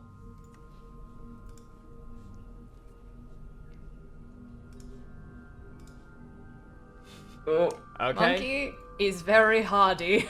I know. Perhaps this isn't the first time they've done this. All right, take 3 points of damage as the shock goes through you and you are flung deeper into the room. The attack misses, and you kind of skid onto your feet, tumbling back towards the equipment and the tools along the top. Isabella, you're up. Right, I was really worried that knife was hitting me. Oh, yeah. Seeing them back into this room, I am going to do the same. I would like to dart back here. And if I still have the gun in my hand, since I was using the torch, I'd like to get to here and fire a shot at it before I disappear into the void. Leaving its sort of range of kick the shit out of you will require a roll. I'm just getting up the rule for it. Or would you like to try and just bump it from there? Okay, I'm gonna try and bump it from there then. Is there any way I could forego my turn to have better, like a bonus die on the fighting brawls next time? Like, can I pull out my baton and sort of be prepared crouch down? to parry? Yeah, 100%. And you'll get a bonus dice for, you can see it coming and you're standing your ground anticipating its attacks. Sure, let's do that. All right, in that case, it will now attack you twice. Oh god. Okay. All right, and you're parrying for each. Yeah, I'll parry for each. Riposte. Bonus die on 2 parries is better than a single hit, is the way I figure. But we'll see how we go. First attack. It's good. Success and You're bonus to. Yep. Okay. I hit second. it. Yep. So I apply damage first, right? Yep.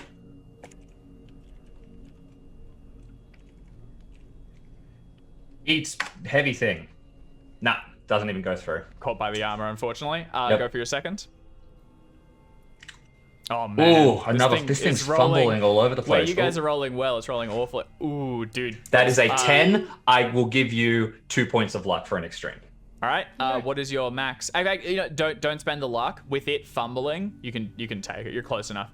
Okay. What is Hang on, it's a 10. your max? Your 10 extreme damage. Is 12. Sorry, is it a 12? Your extreme is 12. You rolled a 10. You're already it was already extreme. an extreme. Don't need Okay, to do cool. any Yeah, of that. sorry, yeah, bad you're maths right. on Sorry. my part. Good call. Already had an Nice, extreme. nice. All right, yeah. What is your maximum damage? 10. Okay, all right. A lot of that goes through, so. With that, what are you doing? You're wielding like the torch, right? I've got a torch and a baton, so I like catch its arm and then I pull it down and whack it and snap one of its arms or something. You get it across the head, and one of the antennae is broken down, and clearly it's a sensitive area. The thing sort of like lets out a hissing moan that fills the room, and when it recoils, it is clearly severely damaged. It stumbles backwards, but does not appear to be letting up just yet. We go back to the top with... we go back to Bradley at the bottom. Bradley, what would you like to do? I guess while I'm hanging out here, waiting to bait this thing into the Tesla coils, if I've got a moment to examine these apparent bodies and figure out what's happened to them, then I'll do that. Okay, do you want to make a first aid roll? I'd love to. Medicine would be more... Oh! Too late. No backsies! All right. You walk What forward terrible things have happened here? and begin to analyze what may have happened. At first, you think that something went wrong and they were all killed in some strange attempt. But as you move in, you notice that these two bodies are closer to sleep or comatose, and there is a faint in the cold. You can see of breath rising from them. This is also the case with the unknown gentleman fallen across the the device or an activation table where there's a number of levers and switches and buttons and goggles. It appears that his was not intentional, but all three are alive in some deep slumber, and they are in bad condition. You can see that they are frail, like muscle already beginning to waste away, or at least just very, very hungry. There's also the scent of waste, where they've relieved themselves, where they lie or have fallen. Clearly they have been here for some time, unable to move and with no one to care for them. Is there anything Well, further that's you not want to do? ideal. No, it's not Am great. I allowed to ask a thing? Yeah. Would an extreme tell us whether pulling the plug out of the wall would fix this? Yeah. Is the that gonna machinery kill 'em keeping or them is- alive?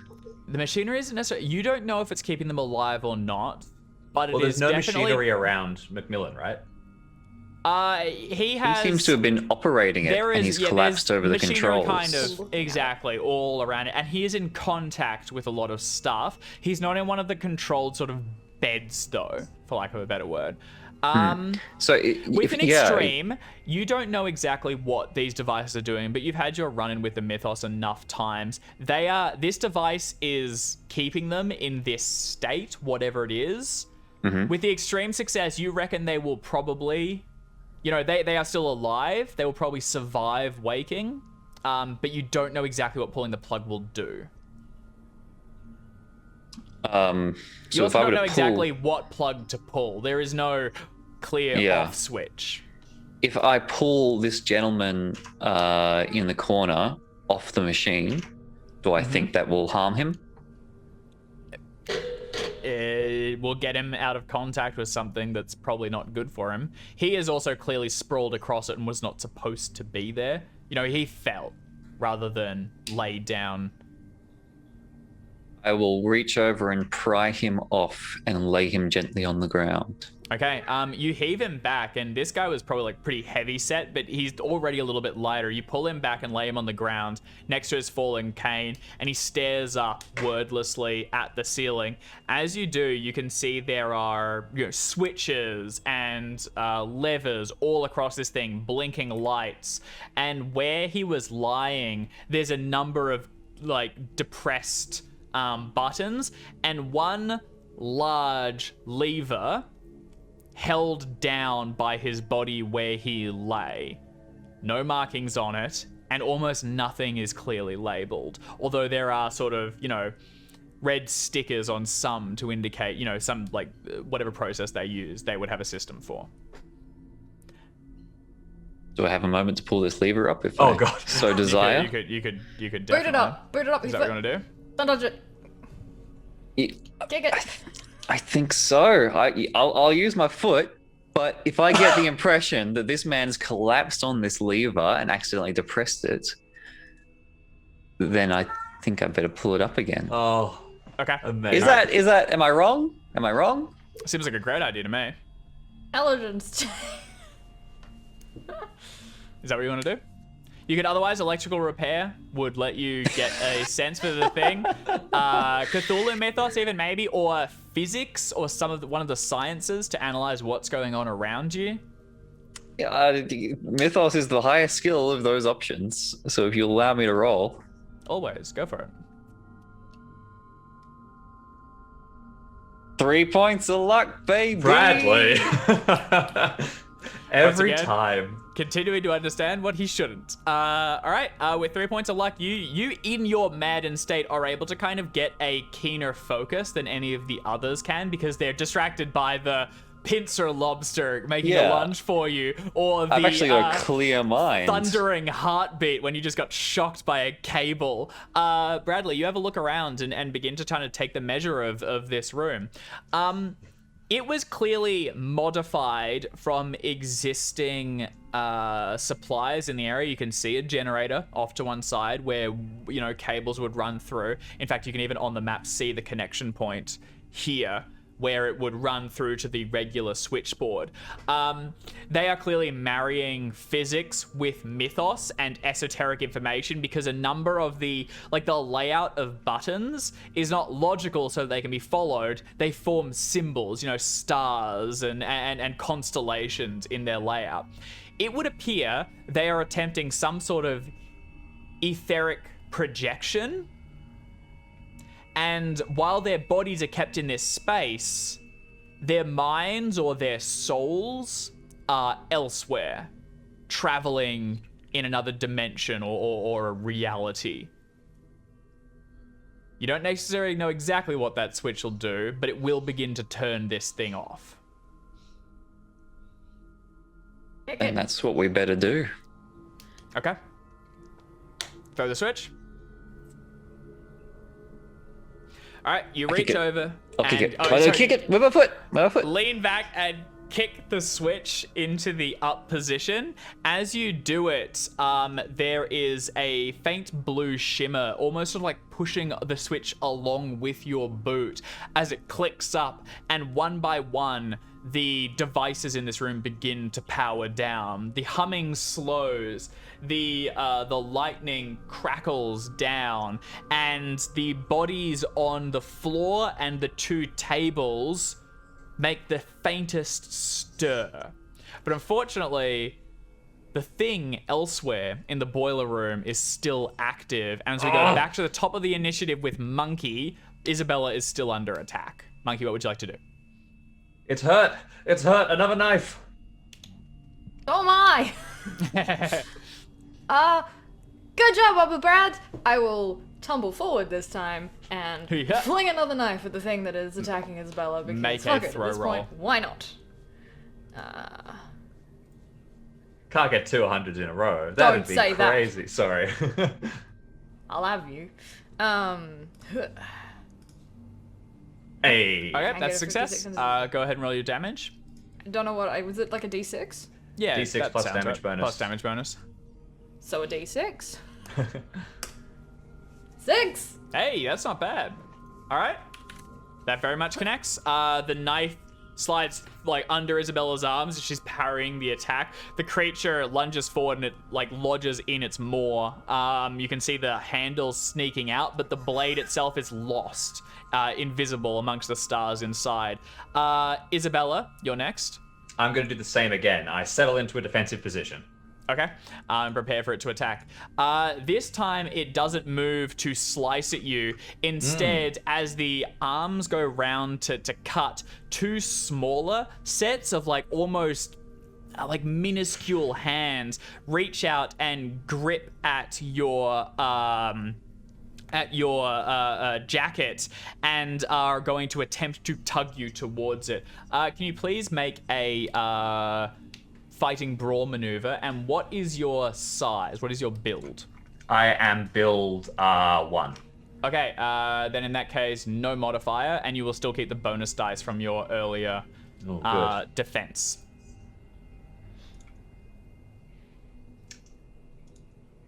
All right, so a success. Mine has not gone through. And the risk of spamming it. Oh, All come on. right. You are held, and you description. can begin to see Isabella shimmering, fading, becoming almost transparent as the thing moves to the back and tugs Isabella with it, moving towards the wall as if to fall into it and through. As we go back to the top of the round... sorry, no, Bradley. You're up. I keep thinking of Bradley as at the top. It's fine. Back to me already. Jeez, that was fast. What's the status on these? It's been around through the switch then, I guess. Yes, are these folks feeling better? They appear to be stirring, slowly regaining consciousness. No movement yet. Including this gentleman on the floor? Yes. I would like to try first aid to wake him up quicker. Kind of just knock him around a bit. All right, make a first aid roll. Yeah. I'm going to slap him as hard as I can across the face by pushing the roll. All right, hell yeah, go for it. Because either they wake up now and they help us, or if they're going to, take their time, then they might as well just not bother. Okay. You try the patient approach, but it doesn't have the results you need, so you rear back and give him a smack across the side. I don't know who you are, but you need to be awake and you need to fix this mess immediately, sir. He starts, and the red backhand print is still bright across his cheek. He's wearing like a little tweed suit, and he has graying hair bald along the temple, and a very strong Roman nose that has been broken partly from when he fell against this device. As you smack him, his eyes spring open, and he recoils from you, scrambling for his cane and trying to heave himself up as he points a finger at the two men sleeping and still slowly waking, and he goes, "You bastards! You bastards! 2 weeks!" And then he goes to hold up the cane and lunge towards them. Now we go to the top. And Monkey, you are still first. This man is irate and moving to attack the 2 comatose members on the ground. Isabella is beginning to fade and fizzle.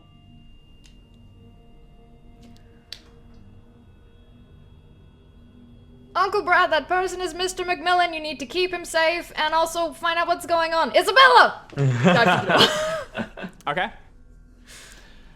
Bradley, how many rounds did you get as well? 4? You're probably on the other 4, side of it. yeah. Just What have we about. done? 1 to go into the room, 2 to look at, 3 to wake up forward. I think this when this next round begins, you're out of it. Fantastic. Seems right. Seems about right. Yeah. All right, Monkey, what would you like to do? Get as... I don't know if knives have point blank range, but I'd like to get as close as possible to potentially get that. And then I am going... Monkey's gonna yell, "Drop it!" Like talking to a dog, and fling another knife in the direction of like the grabby hands to try. What do you and- have? What do you have? Drop it! Drop it! Oh, All right, make a throw roll. Hang on, before you roll. Sue, if your intent is to get it to drop Isabella, I would say roll with a penalty dice. Because this is basically, you're calling a specific effect, not going for damage. But if you succeed, you should be good. Okay. That make sense? All right, go for it. Yep. Is there a point blank range for knives? I don't I assume believe not. so. It's Not fine. for this one, no. All right. Wish me luck. good luck. Godspeed. Oh, Well, let's find out. oh, 94. What is that? 34 points of luck? That's a lot. I have only got 24, unfortunately. wow. I can't push this, can I? No. Not for combat. No. No, Does it- not for combat. It misses. Whoops. All right, you think you might have it for the other one, but you go to try and save Isabella. You flick the knife out towards it, and just as it begins to turn transparent, Isabella, you have 1 round to attempt to act. I attempt to break free. Okay. Ugh. Make a fighting brawl test. Okay. This is it, isn't it? This is Here we it. go. It's a success. It needs a hard success to beat me for the record. It does, and actually, I was wrong. It has a build of 2. You do have a penalty dice on this, and you should. Oh, you want me to make a Previously penalty? wrong. Yep. Roll once more with the penalty dice. Still a success. That's pretty good. Let's see. Oh! Oh, there you go. Do you have the luck to get down to? I do not have the luck, not even close. Okay. Wait, Alright. wait, 42, right? 42? Nah, not even close. All right. The knife spins across towards it, and your aim is true. It's going right towards the creature's hands. Isabella struggles once more, attempting a lunge, but then the 2 go transparent. There's a pop, and the knife wedges in the wall behind them. From inside the room to the rear, you can hear Mr. McMillan making a lunge forward.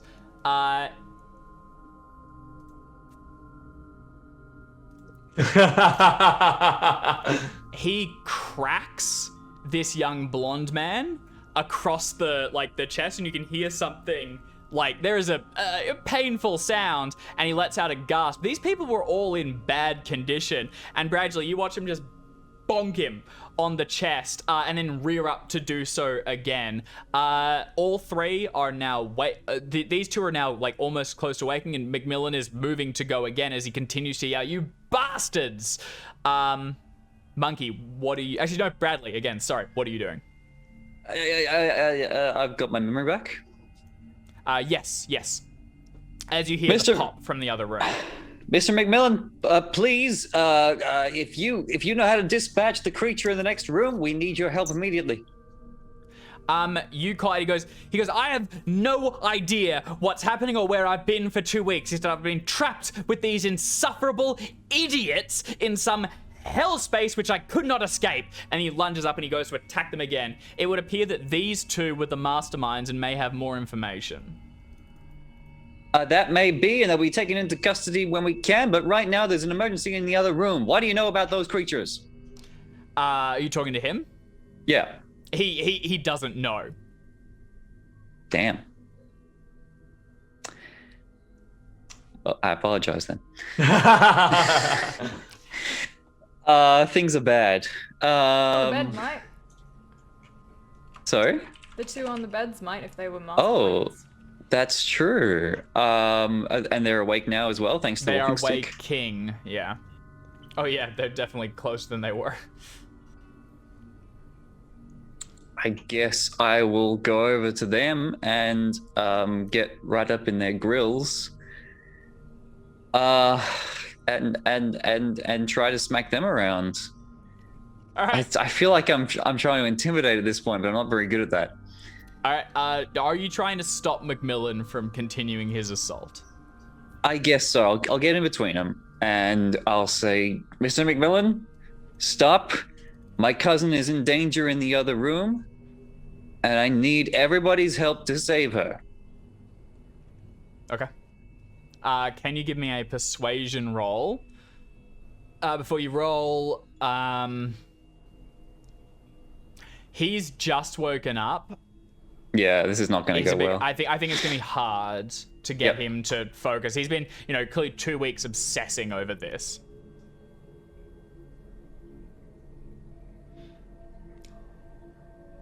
And that is how it's done. Can I get 4 points of luck to make it extreme? Is that going to help? I think you've got him. I don't think you need it. You place yourself in between him and this man lying prone, and you put your hands up to tell him to stop his attack. He raises it again, but you can see tiredness, exhaustion coming over him in his waves. His legs are trembling underneath him, and his hand is shaking where it's holding the cane. Only adrenaline was spurring him forward. He stumbles backwards and leans against what was previously a very active coil thing, but it's now humming and almost lifeless. And he stabilizes himself there, and he just goes, bastards, but doesn't move to attack any further. These two on the table are beginning to blink awake. One of them, the blonde one who was attacked, is coughing and cradling towards his chest, but the other is beginning to blink and pull himself up. Monkey, what do you do? The one that hasn't had his chest smacked. Yeah. I'm gonna get up on the other table, and I'm going to deposit myself on that one's chest, and I'm gonna pull out a knife, and I'm gonna hold it directly at his face, and I go, "Where is my cousin?" Okay, all right, make an intimidation roll and take a bonus dice. I don't have any intimidation, I just have knives. Have you seen Isabel truly gone, or is she still she there has for faded. No, she is gone. Yeah. You do not know where she is. Ooh.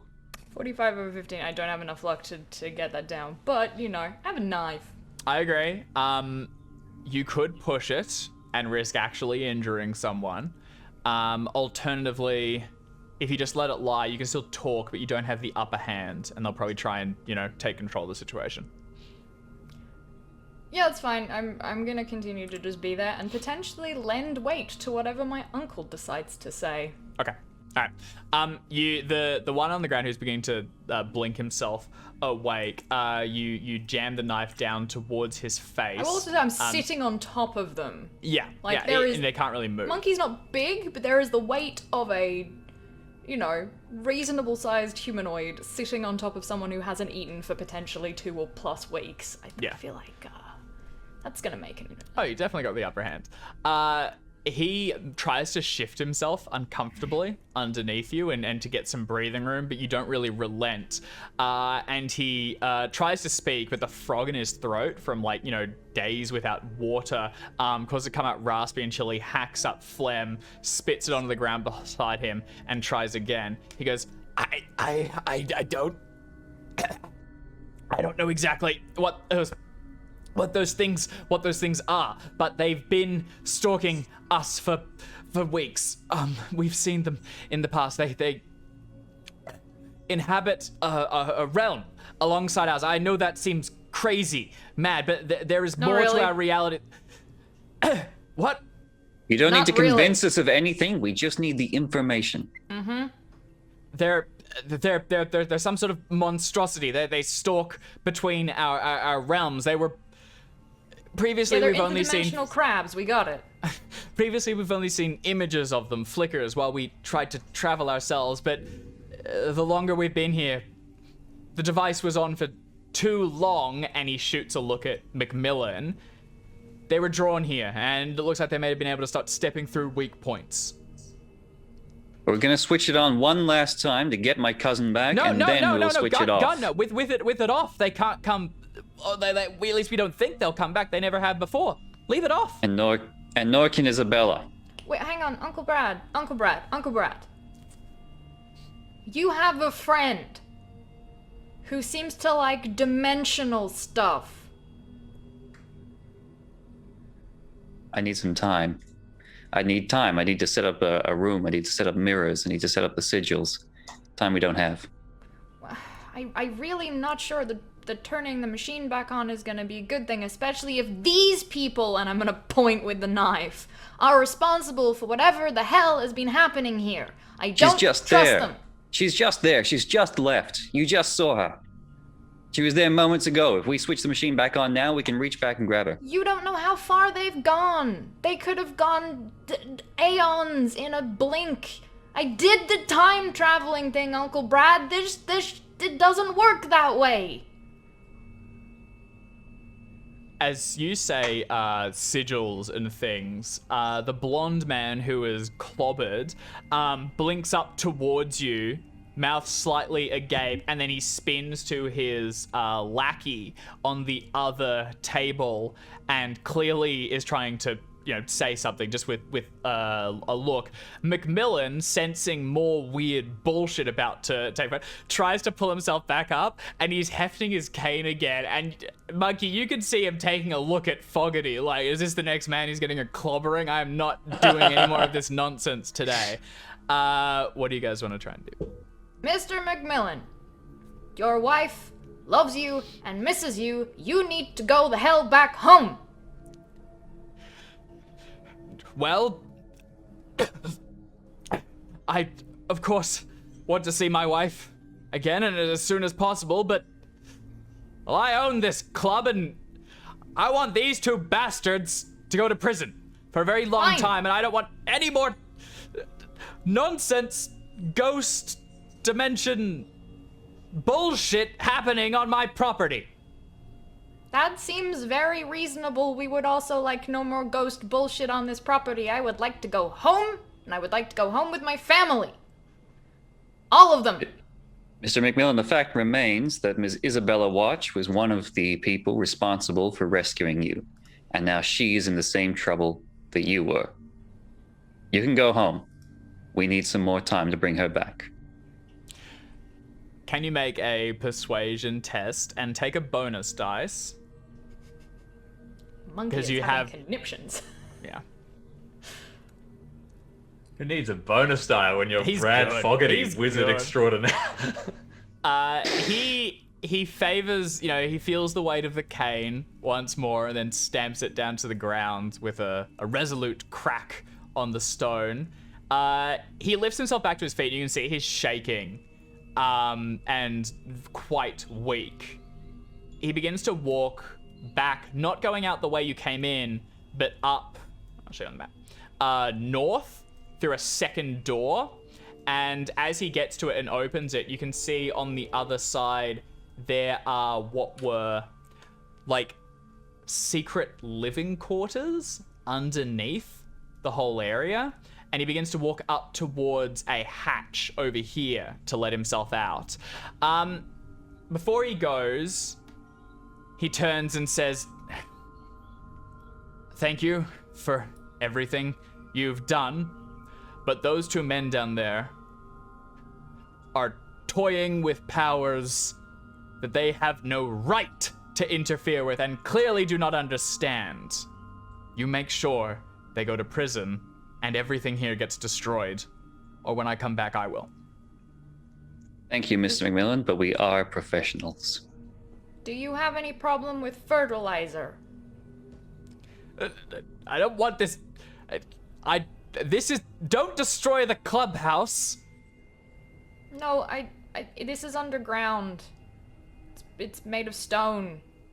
You can see at this point, he's kind of turning back a little bit now, because now he's worried that you're going to blow up his property. He said turns destroy around. it. I was just like, do you want us to smash it, or do you want us to burn it? Like, what is your preference? He comes back and here? goes, "You're the experts. Just make sure that this never sees the light of day, and make sure those two get what they deserve."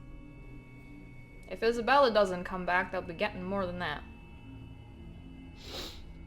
He sniffs and then turns, not dismissing the idea, and lowers his head into a low half door and steps into a passage.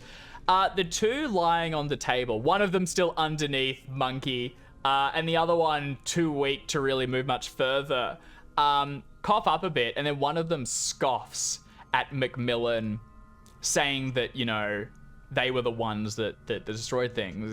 He talks, the one underneath you, Monkey, and says, "We had it in hand until that bumbling fool stumbled into our device while we were using it and trapped all three of us.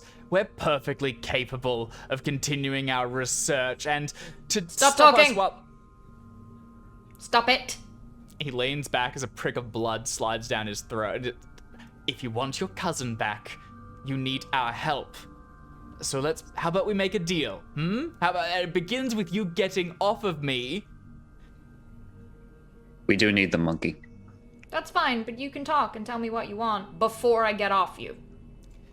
"We need to operate the device. We're the only ones who understand it. We designed it ourselves. And he sort of rights his tie a little bit, which had fallen underneath. It is stained with sweat and cold. He said, I'm Donald Gilmore. This is my associate, James Lackey. We've been beginning our research into dimensional movement, etheric projection for some years, and it's our laboratory that you've stumbled into." He is very pleased with himself and clearly expects you to be impressed. I am impressed he has a lackey called Lackey. Yeah. I think That's I'm pretty gonna good. point to well, I'm Monkey, and that is Dr. Bradley Fogarty, who happens to be the foremost psychologist to the stars and a wizard. So you're not really that impressive right now. Taylor coming through just as a perfect threat is delivered. That was cool. Gilmore scoffs, but Lackey seems to eye Bradley up, as you mentioned, wizard, and seems to be more the believer of the two. What do the two of you do? Uncle Time Brad, has don't passed. It's probably trust- been about a minute or two now since Isabella left. You're muted. Oh no. And the cat. You're going to get this machine back online. You're going to make it as stable as possible for one last trip into wherever our cousin has gone. I am going to make preparations of my own to make sure this procedure is as smooth and safe as possible. You're going Listen. to go. You're gonna bring her back. And then when she is back, we'll talk. Gilmore shoots a look at Lackey and then says, we can turn the device back on, but we don't know that whatever that thing was will return, and it may not bring your cousin with it. Better, I think, and James nods from just next to him, you two use the device, step into the other dimension and find your cousin. Once located, you can retrieve her and we'll bring you all back. And you Uncle expect Brad. us to trust you to do that? Uncle Brad, are these two full of shit? Do you want to make a psychology roll, Bradley? Yes, please.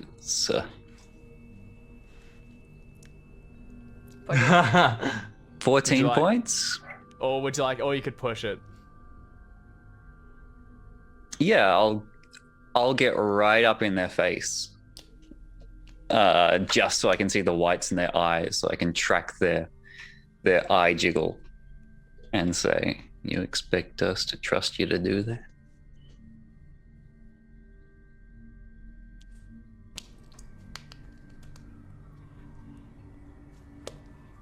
Currently, you would be a fool to put your lives in their hands. Yeah.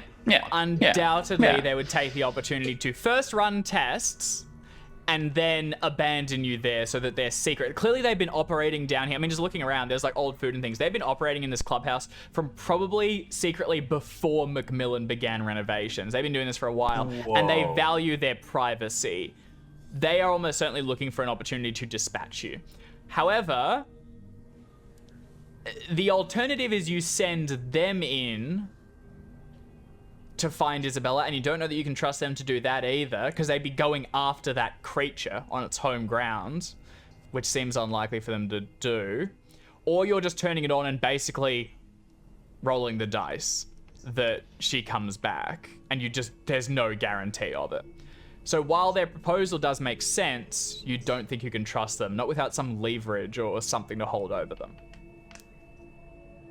Here's what I As you suggest. look at him, Lackey goes, a promise. We'll bring you back. No one else needs to die today. No one needs to get lost.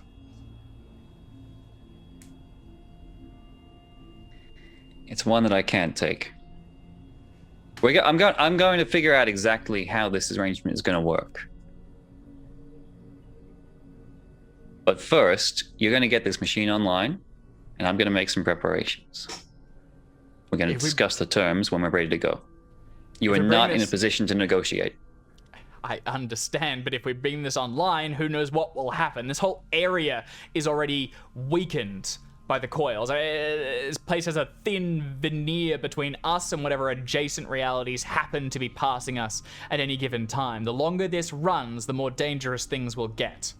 Then you just work to get it online. You work to stabilize it. You make sure it's in good repair. And when I tell you, you will switch it on. Or what? You're not in a position to negotiate. I know you're Actually, kind. No, I know what. We've been asked to destroy everything in here. That includes all of your notes. Everything you've ever worked on. I'm assuming you don't really want to lose everything you've worked on for months and or years. So how about you do this for us, and maybe, just maybe, if you get our cousin back, we might let you keep some of your notes. As you mention the notes, you see true fear pass behind their eyes. They currently think you will probably destroy them regardless. But if you could guarantee that their notes will be preserved and they are somehow allowed to continue their work, you might have their trust. Or at least, temporary loyalty in whatever you attempt. I'm going to be clear, we are going to destroy this device, and you are going to leave. But if you help us, we might just let you walk away with the things you need to start again, somewhere else. We don't need, and then Gilmore like slaps Lackey into silence and says, "You'll let us leave. You'll let us keep our notes, our study, if we help.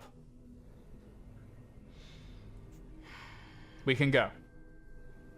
We'll let you keep your notes. I'm making no promises on whether or not you're going to remain free, but we'll let you keep your notes. So that if and when you do become free, you may start again. The law is a sham. I mean, what are they even gonna stick us with? Squatting? There you go. If you don't think the law is going to do anything to you, then realistically, what have you got to lose? James Lackey is clearly struggling with the proposal more so, but Gilmore thinks it's a more realistic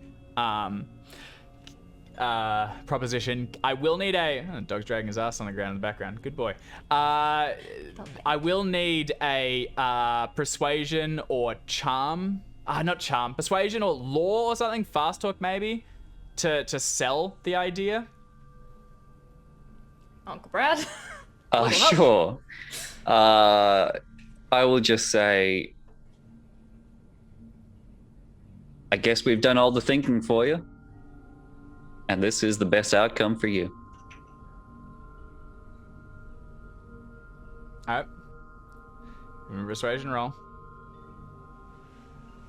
Ooh. And Uncle Brad make it with bonus? Monkey did a lot of the work there. I know, but that's like almost Monkey And really should have been rolling off it. The fact that they've got like this, they've barely got the strength to lift their arms. Oh no, I agree. Right, They're in a position. is gonna help. But this is also selling to them that you won't just burn everything and sell them up the river. That's true. Like they don't really. They kind of have a lot. They have nothing to lose if Yeah, that's you're true. kind of convincing that they have something. You could push it. All right. I will. What's the lead's got? Donald Gilmore.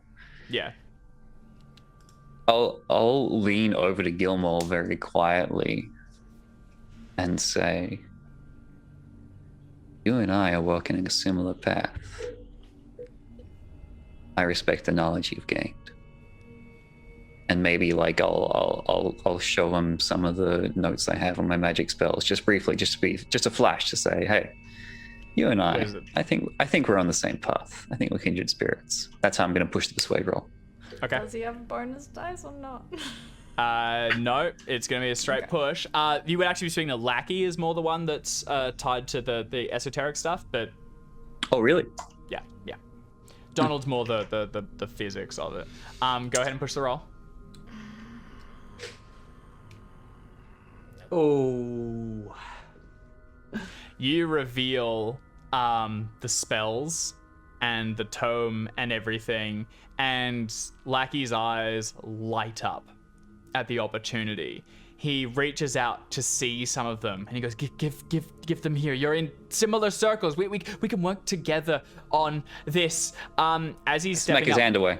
you smack his hand away, and Gilmore goes, "Sit down, James." But Lackey's ignoring him, and he goes, "Damn him! I'll testify against him if I have to. Let him go to prison. Let him take the rest. I'm not even interested in all of these devices and things. Let me study under you, Dr. Fogarty. Let me understand the reality of how this all plays together." And Gilmore goes, "You can't turn this device on without me. I'm the one that built it. He's the idiot that believes in nutty magic and the things. I'm the one you need to get back your cousin." I don't know. We've turned them against it. This was a failure, Dave. Yeah, but no I don't know if one's you noticed agreeing that. to turn on your That's device. true. That's true.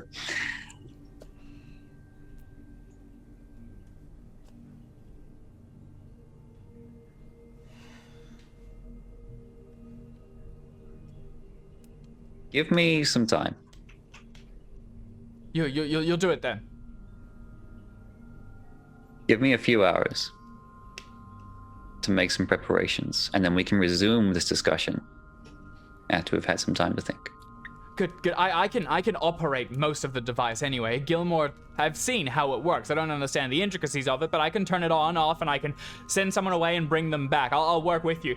Gilmore, now, even underneath the knife monkey, begins to writhe and yell at him. He goes, "You traitorous idiot! They'll just throw you to the wolves. There's no chance they'll actually let you study. You imbecile. I took you on. I'm the only one who ever would take you on because you're an idiot. You're just an idiot." And he's like flailing underneath you as Lackey turns on him now and goes, "I never liked you, to be honest. I don't even care about physics. I'm gonna be a sorcerer."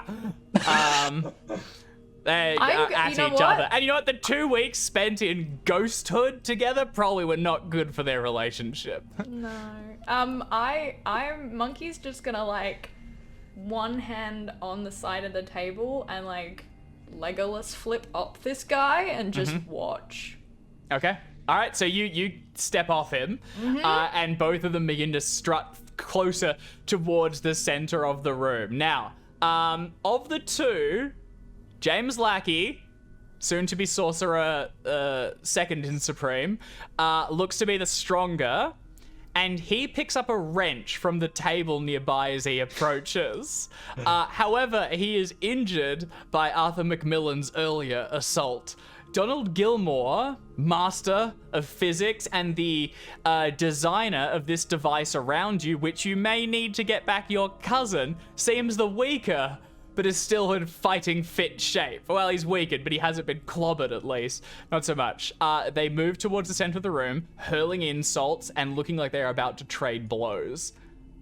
Do either of you do anything? I'm going to search for their notes.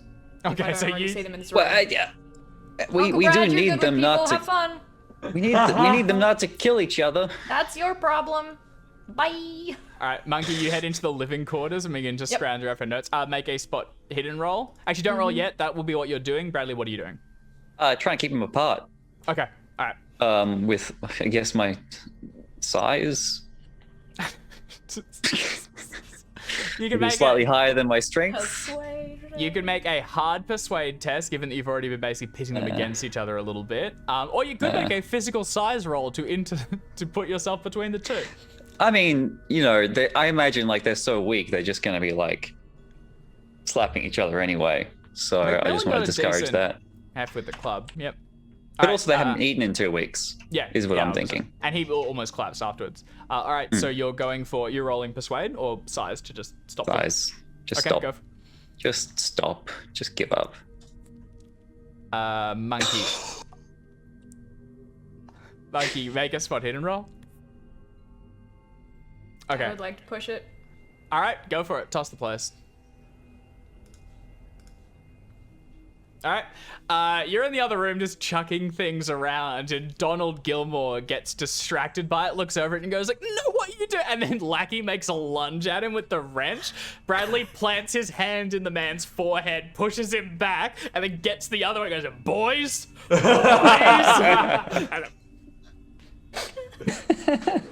Bastard! You are I Sorcerer liked Supreme. you. I thought you were about to push them out of their bodies with their hands on the forehead thing. They are restrained for the moment, swinging back and forth. Monkey, you do find, like, binders of notes. They don't have a single, whodunit journal so much as they have reams of notes of, physics and what has been years of research into this. And they've stored in, like, several cardboard boxes packed with information. You have found a good chunk of it. You don't know if they have more, but there's a lot here. You presume it's the bulk of their research. Is there like any kind of like something that is notebook sized that I could grab from one of these boxes? Yeah, like, sure. I mean, there's individual journals in there. You could grab one of those. Yeah, sweet. In that case, I'm gonna walk back out and I'm gonna pull a lighter from inside my my jacket and I'm gonna flick it on. I'm gonna hold the journal and be like, "So are you helping us or not?" They continue swinging back a bit until they run out of energy. Then Gilmore looks up to that, and Lackey looks to you, Bradley. And Gilmore says, "If I can have my research and go my separate way, then I'll help. If you promise I can have the research. And Lackey says, I don't care about those notes. Let me study under you. Let me learn your craft, and I'll help. But you have to take me on. I'm not going to prison. You have to let me study under you. Consider what follows to be your audition. And I will look at Gilmore and be like, I don't think they're gonna put you in prison for squatting either. Fine. Let me get my notes, and I'll help. Holding the lighter aloft, the two turn and begin to head to the device. What would you like them to do? Turn it on and hope that Isabel is drawn back, or send someone into the ether after her? Well, I'm gonna let him have 2 hours to like make sure it's all in good repair, because I want to do some preparations of my own. Okay. I got one spell that I have not cast yet that I feel like I need to bust out before the end of the campaign. All right. And I think if Brad's gonna spend a couple of hours, Monkey, No more than 2. if they are working, Monkey's going to quietly go through some of those notes and see if there's anything of interest that I want to note / pocket. All right. Monkey, could you give me an English? You don't have physics or anything, do you? So just give me an English language check to kind of get a measure for it. Bradley, are there any rolls required for setting it up, or is it just gonna be the power roll when you cast? Yeah. So about that, so what I'm going to do, I'm going to attempt to summon and/or bind a temporal fractal entity to be our guide in this dimensional jaunt to go and get Isabella. Makes a lot of sense, actually. Guide That slash super makes bodyguard. sense. I feel like, that's what we need. So I'm going to spend 10 points of magic to make sure it's a success. And that necessarily means it takes 50 minutes, plus the time to find 5 mirrors and set them up in a room. So I figured that's about an hour and a half or so. Yeah, 100%. I mean, I don't think the mirrors will be an issue at all. Down here, there's all sorts of things that they took down from the outside and stowed. So you head out in the main storage area, rifle under some blankets and find mirrors, which you begin to position around the living quarters where they were staying for the time being, and prepare to cast the spell. How many magic points are you going to dedicate? All 10 I got left, which makes it a 100% chance of success. Okay, we just need to make the hard power roll to actually succeed the first casting. Yeah. All right, Monkey, you make an English roll. Yep, you have a look through it. This is very densely written. It's not trying to be understandable. It is clearly important. It has a lot of numbers in it and formulae. But you can't make heads or tails of it. You don't know exactly what they're working on. I'm gonna keep the journal that I pulled out. I'm gonna keep a hold of that for the time being. I'm gonna pocket it. If I have time once I've done that, I'd like to assist Uncle Brad with his spell stuff. Yeah, okay. Bradley, would you be willing to hand over the journal and let Monkey read from it and study it as you go? Sure. I don't see why not. I'm definitely going to have to coordinate with Monkey about what happens next, because it is almost certain that I'm not going to be of sound mind once I've finished casting this spell. So I do need to coordinate with Monkey and figure out our plan before that happens. Okay. In the other room, Lackey and Gilmore begin to repair the device. You hear mumbling about some idiot putting a fire axe through one of the cables. But then they go back and they just begin to check diodes and things, because this thing's been running for a while and was not supposed to run for that long. So they're replacing things, and they will use the full duration of time allotted to them to just go over and make repairs. As you listen in on them occasionally, just trading little barbs at one another, it appears you have fairly irredeemably damage their friendship or partnership or whatever. They don't seem to be able to stand to be in the same room with one another. And there's a lot of huffing and harumphing as they continue to work. Bradley, you get the mirrors. They're positioned about the room. You draw the sigils and things in the ground. And Monkey, you have the book open in front of you and are able to refer to it to assist Bradley as he goes. However, could I get you to make a sanity roll just as you go through the book and, you know, learn the secrets it contains, or even just skimming them? Okay. Let's do a D3. Because I don't have the oh, actually I could. Let's get the damn thing. Okay. Getting closer. All right. The stage is set. What'd you like to do? Robert. Gilmore and Lackey return. They say it's ready. As ready as it'll ever be. We can send someone through. We can turn it on. Lackey steps into the room. He sees the mirrors and goes, "Well, what are you doing?" We're gonna get you a guide. Okay. All right. Awesome. I'd like to talk to Monkey privately, please. Okay. All right, Monkey, I'm fairly certain I can summon a guide and a bodyguard. That's right. There's a good chance I won't be of sound mind afterwards, so we need to plan things in advance in case I am incapacitated. All right. Is one of us going in there, or, No, or we're should we send sending the your others? apprentice. Fine.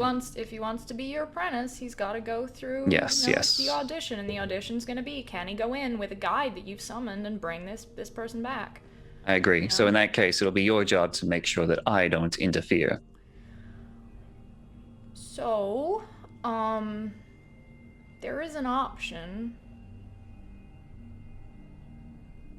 You get restrained. I in agree. I some think that's a way. good idea. If you could arrange that while I'm casting the spell, that would be just dandy. I mean, are we casting the spell in the living quarters and they're doing stuff in the other room? Is that how that's I think working? that's a good Presume so. idea, yeah. Right. So perhaps, is the guide gonna be like here with us, or is it gonna be in the? I'm gonna interdimension- send it in with Lackey. Can it wait for Lackey on the other side so you don't bring it here and look? Not that I'm getting used to seeing all of this weird stuff, but I don't think I'm gonna be of sound mind if I have to look at too many other things that are out of this realm of reality. Like, It's a good point. so if you can get it to wait on the other side so that we send Lackey in, and look, honestly, I think we just put you in this room and you do the casting, and then I'm gonna tell them that that's what you focused on. All right, So that, you know. that sounds like a plan. But I think you're gonna need to do the talking on this one, because I don't think I can convince them myself. All right, I'll tell Lucky what's going to happen. I said, when I say switch on the machine, send yourself into the other world. There's going to be an entity there under my control who is going to assist you to the best of its ability. You're going to find Isabella. You're going to bring her back. All right. And Yeah. Mr. Yes. Gilmore, you and I are gonna stay out here, and we're gonna monitor this machine, and And then I'm never gonna see any of you again. We're gonna send them in, and then I'm never gonna see any of you again, right? Reasonable. Good. Okay. once they're back and it's switched off, then you'll never Alright. see any of us again. Correct. All right. Let's do it. Good. He lays Lackey down, leans over, says, "Good luck, nerd," and then goes to throw the switch. As in the other room, Bradley begins to chant the spell. The how spell does it takes go? 50 minutes, so they'll do it after 50 minutes once the Okay, gotcha, entity is gotcha. bound. When I give the word. All right, so I'm going to spend all of 10 of my magic points to give the spell 100% chance of success, and then I have to, because it's my first cast, I'm going to need a power roll.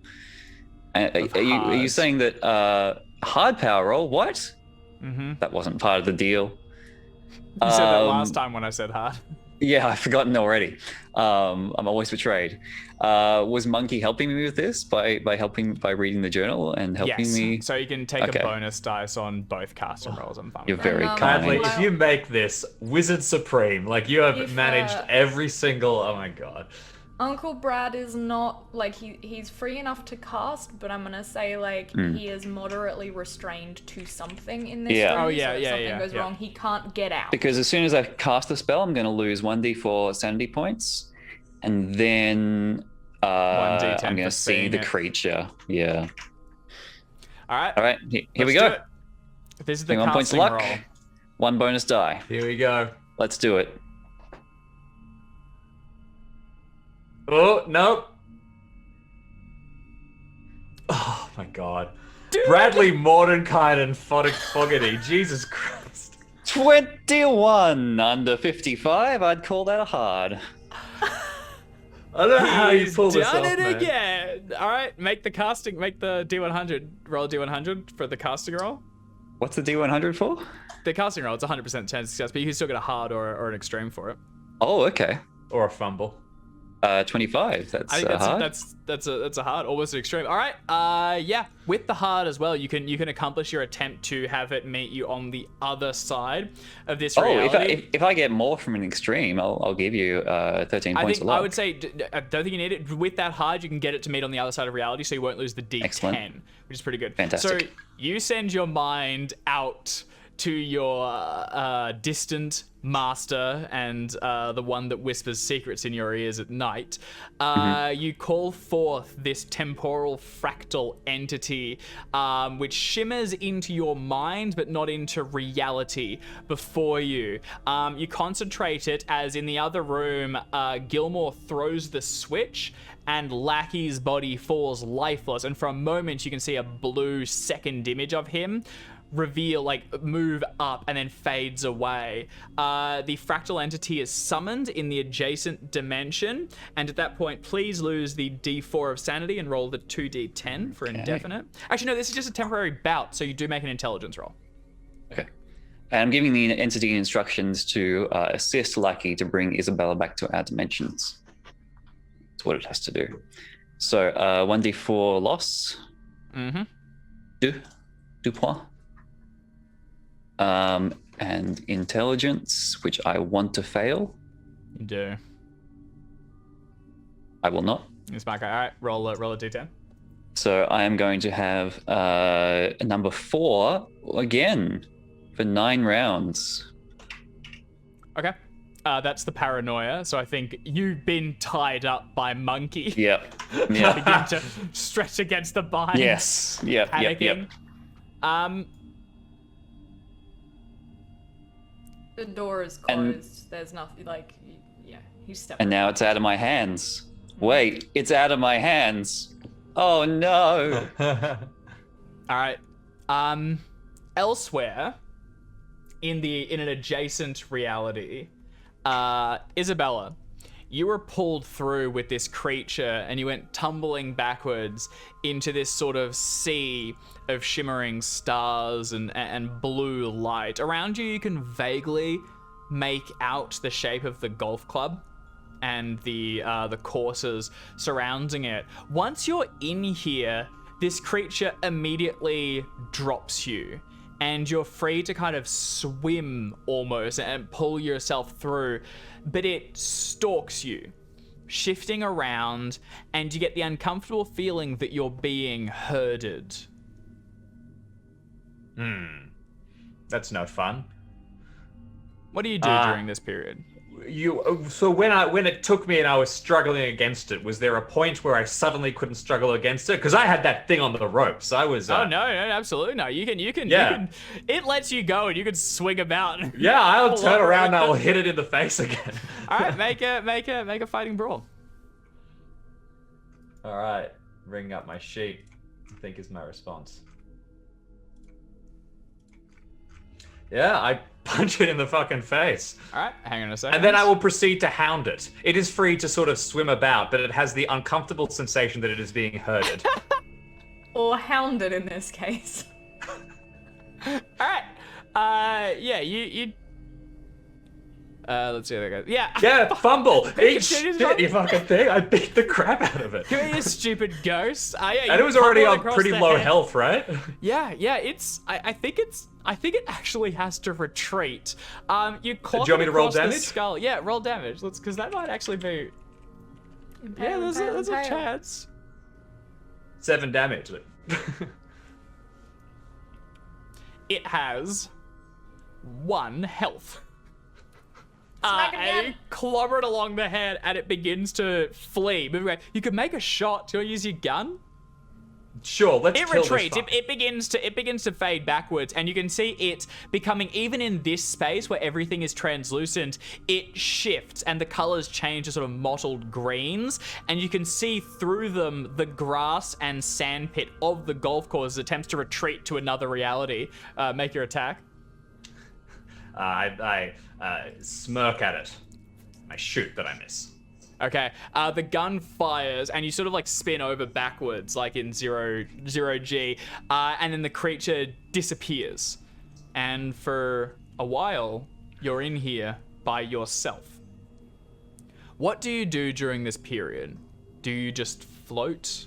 Do you consider your past? Do you try to find a way out? What's your reaction? I think for about 10 seconds, I'm panicked, I'm overwhelmed, I am terrified, I've been abandoned. Part of me is worried that once again, Bradley will destroy his own mind to try and bring me back. And then after suddenly all the panic fades away, and as I gaze at this sea of stars around me, this strange ethereal plane, I realize that I have just been given the ultimate opportunity. I have been given a chance to explore endlessly. And I will start to prepare an expedition. I gather up anything like things I can touch. I start to chart out where I go, and then ultimately I will start to travel, venturing out. But I think it takes me a couple of hours to leave. So Well, as you get everything, as you begin to gather your ethereal equipment, the space around you gains some texture. It's like our reality, but perceived different. And you come to the realization this was probably, this might be where some ghosts travel, and this is what gets perceived as ghosts from time to time, because you're looking down at the golf course. You're looking down at, all of Scotland, and as you soar sort of higher, you can see across to Europe, below to Africa, and far lovely. and far and far. And there's no angles here. There's no corners. And as you spend the time to prepare, you don't grow hungry, you don't grow tired, you just work diligently, exploring. After, you don't quite know how long's passed, you've begun to maybe I'll have a look in those woods or something, when Can I there hear very is... quickly? So sorry, because Art had something that I think they wanted to mention, and I bet it's going to be cool. Did you have something that I would be doing? Not something you would be doing, but I thought I would help. Oh, You're somewhere you've never been before. Does that require a sanity roll at all, Dave? yeah, Excellent. absolutely. Make a sanity roll, James. Just want to know if it's a Why did I try? I shouldn't That have. wasn't helpful at all. I shouldn't have allowed. Yeah. Dear No, because me. there's a solid chance that this could get real interesting. Yeah, I fell. That is a fail. You would definitely, I reckon it's a D6 to move through this whole bizarre section. 4. Is that enough to bump you? Or you were already on the edge, right? About... No, I hadn't. I Bradley shook me out of it, and that So is you could- literally, you can see my sanity there. It won't be enough. I'm fine. Okay. One more Alright. point. You are kind of comfortable here. Whatever that thing is that's hunting you can't find you in this sea. And Whatever after that. a moment... Oh yes. After So I a thought you meant the moment- dimensional shambler, and I was about Well, to say no, that thing I'm thing. hunting. When you find it, you're gonna kick the nuts out of it. You then see from down inside your perceived slightly transparent golf club, there is a light that begins to flow from it, and then this fractal, broken, prismatic being begins to manifest around it, and you have that feeling of Bradley's done it again, as the reality around it begins to twist and shape, crackling, and this thing swivels and aims at you, forming a long sort of needle-like pinpoint. A moment later, another body is shunted forth from its physical form, and the spirit of Lackey, who you've never met or seen, this frail, slightly sickly-looking blonde man, stumbles in. Now, he left his body behind when he entered. You brought yours in. You are much more in control in this area, and you don't have a weakening physical tether in the real world that will eventually die and leave you stranded. You are whole. He's looking about. He hasn't found you yet, although the entity has. What do you do? I will approach cautiously. I'm a little worried the entity's about to attack me, but I will get their attention. I will call out. All right. You call out to them, and Lackey, stumbling slightly, swims up towards you, floating into place with the entity hovering behind him. He says, I've been sent in to find you by Dr. Bradley Fogarty. Right. You're to come with me. All right. I through that great shimmering rift, I presume. I don't think so. I think that might kill you. No, your body's here. Come back down as close to the field as possible. There should be weak points. You might find somewhere you can slip inside. All right, just give me a moment, and I'll turn around and I will look one last time across the vast expanse. Consider it for a minute.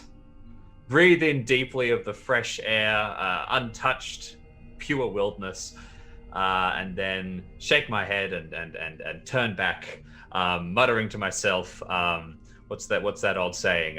Take only pictures, leave only footprints. And I'll wander back and I will do as instructed. All right. You drift back down towards the weak points around the region. Gazing at this immense fractal entity will fray your sanity even further. But rather than doing a bout of madness, what we'll probably do is permanently amend your character sheet with some phobia or mania to carry with you further forward. Eventually, you prod around and find a weak point, aided by the being which Fogarty has summoned to direct you. It sort of, again, herds you slightly towards a weak point. Eventually, you're able to step through and into the living quarters, as elsewhere, untouched, Monkey, before you, the lever on the device clicks closed, as from the other dimension, Lackey slides it shut and awakes with a start in his body again. Fogarty, your paranoia is still surrounding you. From the other side, you can feel the creature, having been summoned, given direction, and now fulfilled its task, looking to be set somewhere else or released. Do you wish to give it another command, or do you want to release it? Do I know Isabella's back? You do. She steps through, just in front of you, over a bed, landing on the sheets and then stepping down and onto the ground. I'll move You can myself see as there. she moves through the fractal creature behind her. Am I still paranoid? Mm-hmm. I don't like this. Something's wrong. Something's wrong. It's too Badly? easy. It's gone too easily.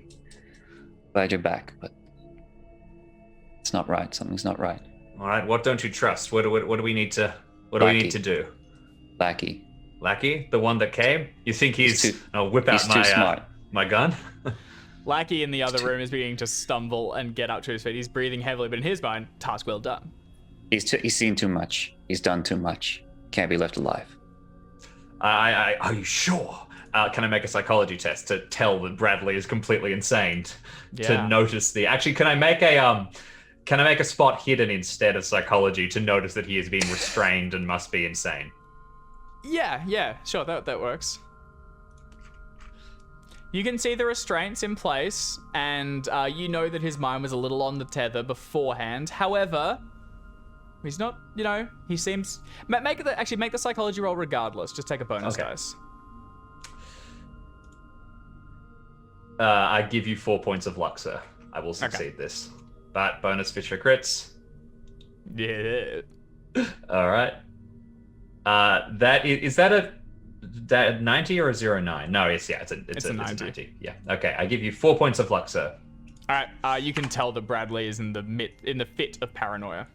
All right, I will. I have been there myself many a time, and I know that it shall pass. So I will nod, and I'll say, Bradley, I'll get him right away, and I'll tear through the next. I'd like to make a fast talk check to assuade Bradley that I've gone into go and. Go for it, make a fast talk roll. All right, here we go. I always lose fast talk. It is the one. Bradley, that make I a psychology never roll. quite find. I was gonna say, Isabella's my cousin. I think I can have a psychology roll to know when she's lying to me. Oh no, Bradley! She's got a gun. She's gone to reinforce him, and she's lying to you now. The creature waits on the other side of reality, eager for another command or to be released. Would I, like, because I know that this guy's come back, yeah? Mm-hmm. He's beginning to get up, and Isabella, you can hear Isabella and Bradley talking quietly, and then Isabella comes storming into the room, gun held high. I shut the door behind me, is the idea, because I don't want Bradley to see anything. And I will say, right, Bradley's a little unwell. He just needs a moment. I know. Who are the two of you? Lackey, right? Nice to, sorry. Actually, let me just keep this out. Lackey, thank you for pulling me out from, isn't it wonderful to have a cousin like that? Always pulls me out of sticky situations. Yes, pleased to make your acquaintance, and Donald Gilmore introduces himself as well and says, although we'll be going soon, just as soon as we have our notes. What the hell is all of this? Did we find Macmillan? Yeah, he's fine. Oh. Yeah, he's gone. Can you please just make sure that neither of these two move, and I'm gonna go back into the room with Uncle Brad. Bradley, what are you doing in the other room? Uttering a command to my bound temporal fractal entity. What command do you give it? You are released when Lucky is dead. Okay, awesome. All right. Monkey, you step back into the room. Oh no, it's mental only. Damn it. You step back into the other room following Bradley and are facing him when behind you, manifesting inside the chamber, which already had weak points, comes this astonishing... Nope, I see something and I'm like, nope, and I'm just gonna like dive into a corner and just like completely shut myself down. I'm like, nope. All right, None of that. You make a run for it and basically self-take the flea one. Nope. Isabella, please make a sanity roll this time. Aren't I in the other room? No, you are in the room with Lackey Okay. when he summons it. Oh, you've moved the wrong token. Oh, There we go. my bad. Yes, sorry. I will fail that sanity roll. Hot Unless dog. I can take the same action of self-flee. I'm No, literally and this is gonna also dive going to onto a measure in the bed. one that you got previously. Yep. So you lose 1d10. Ooh, here we go. And depending on... How many rounds has Uncle Brad Two. got left? Okay, Look I at think you're... Is that indefinite, Jim? I am indefinite. Okay, all right, roll a d10. Actually, wait, that might have been, that was for the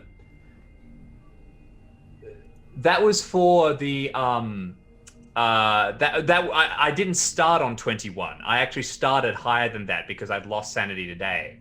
So let me. Oh, no. In that case, you're okay then. Let me. No, yeah, you haven't left. Yeah, let me think. Either way, Fifth. all good. If you think it didn't happen, that's fine. So you I'm pretty sure I'm still together. Okay. All right. You hold it together, and take a few steps backwards as manifesting in the room is this like prismatic impossible fractal that stands behind or emerges behind Lackey. Gilmore lets out a gasp and stumbles away, his eyes boggling as he perceives yet another horror in a Does week he of go mad? unending horror. He is completely bonkers. Lackey turns to see it and goes, "A gift from our master, and so soon in our apprenticeship." And then it moves forward, enveloping him over, folding in on itself, and sliding back through reality. Lackey gone. I'm so sorry, Monkey. They moved. I couldn't stop it. What? I'm under a bed. So I'm No. gonna crawl out from under the bed and just kind of like look at Uncle Brad, waiting for the shift in his face. Be like, it takes a while, and by the time it does, he's doomed someone to be trapped in another plane. Although by your paranoia, you can still justify the action. You might still genuinely believe he was out to get you. it's one less problem. I don't know. Once the paranoia lifts, I think Bradley recognizes what for what it was. He realizes he just sent an innocent, loyal man to his death. Whoosh. Oof. So, Innocent nor loyal. yeah, that too. So, let's step back from the immediate and the now. What do the three of you do over the course of this day? How do you resolve? Lackey is gone.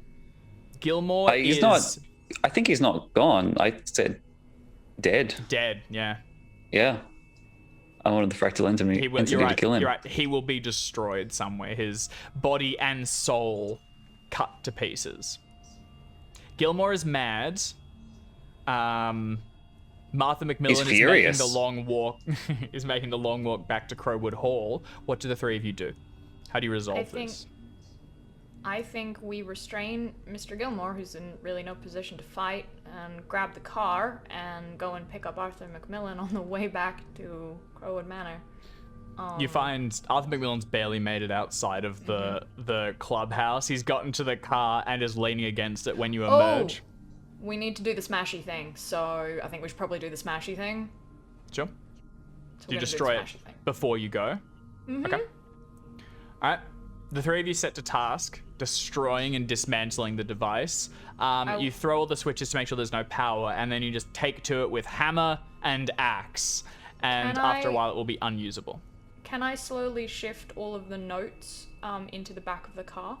You retrieve the notebooks, and you have the research, but you've at the very least set them back years on their progress. And you killed one of them. So, yeah, fairly summarily screwed.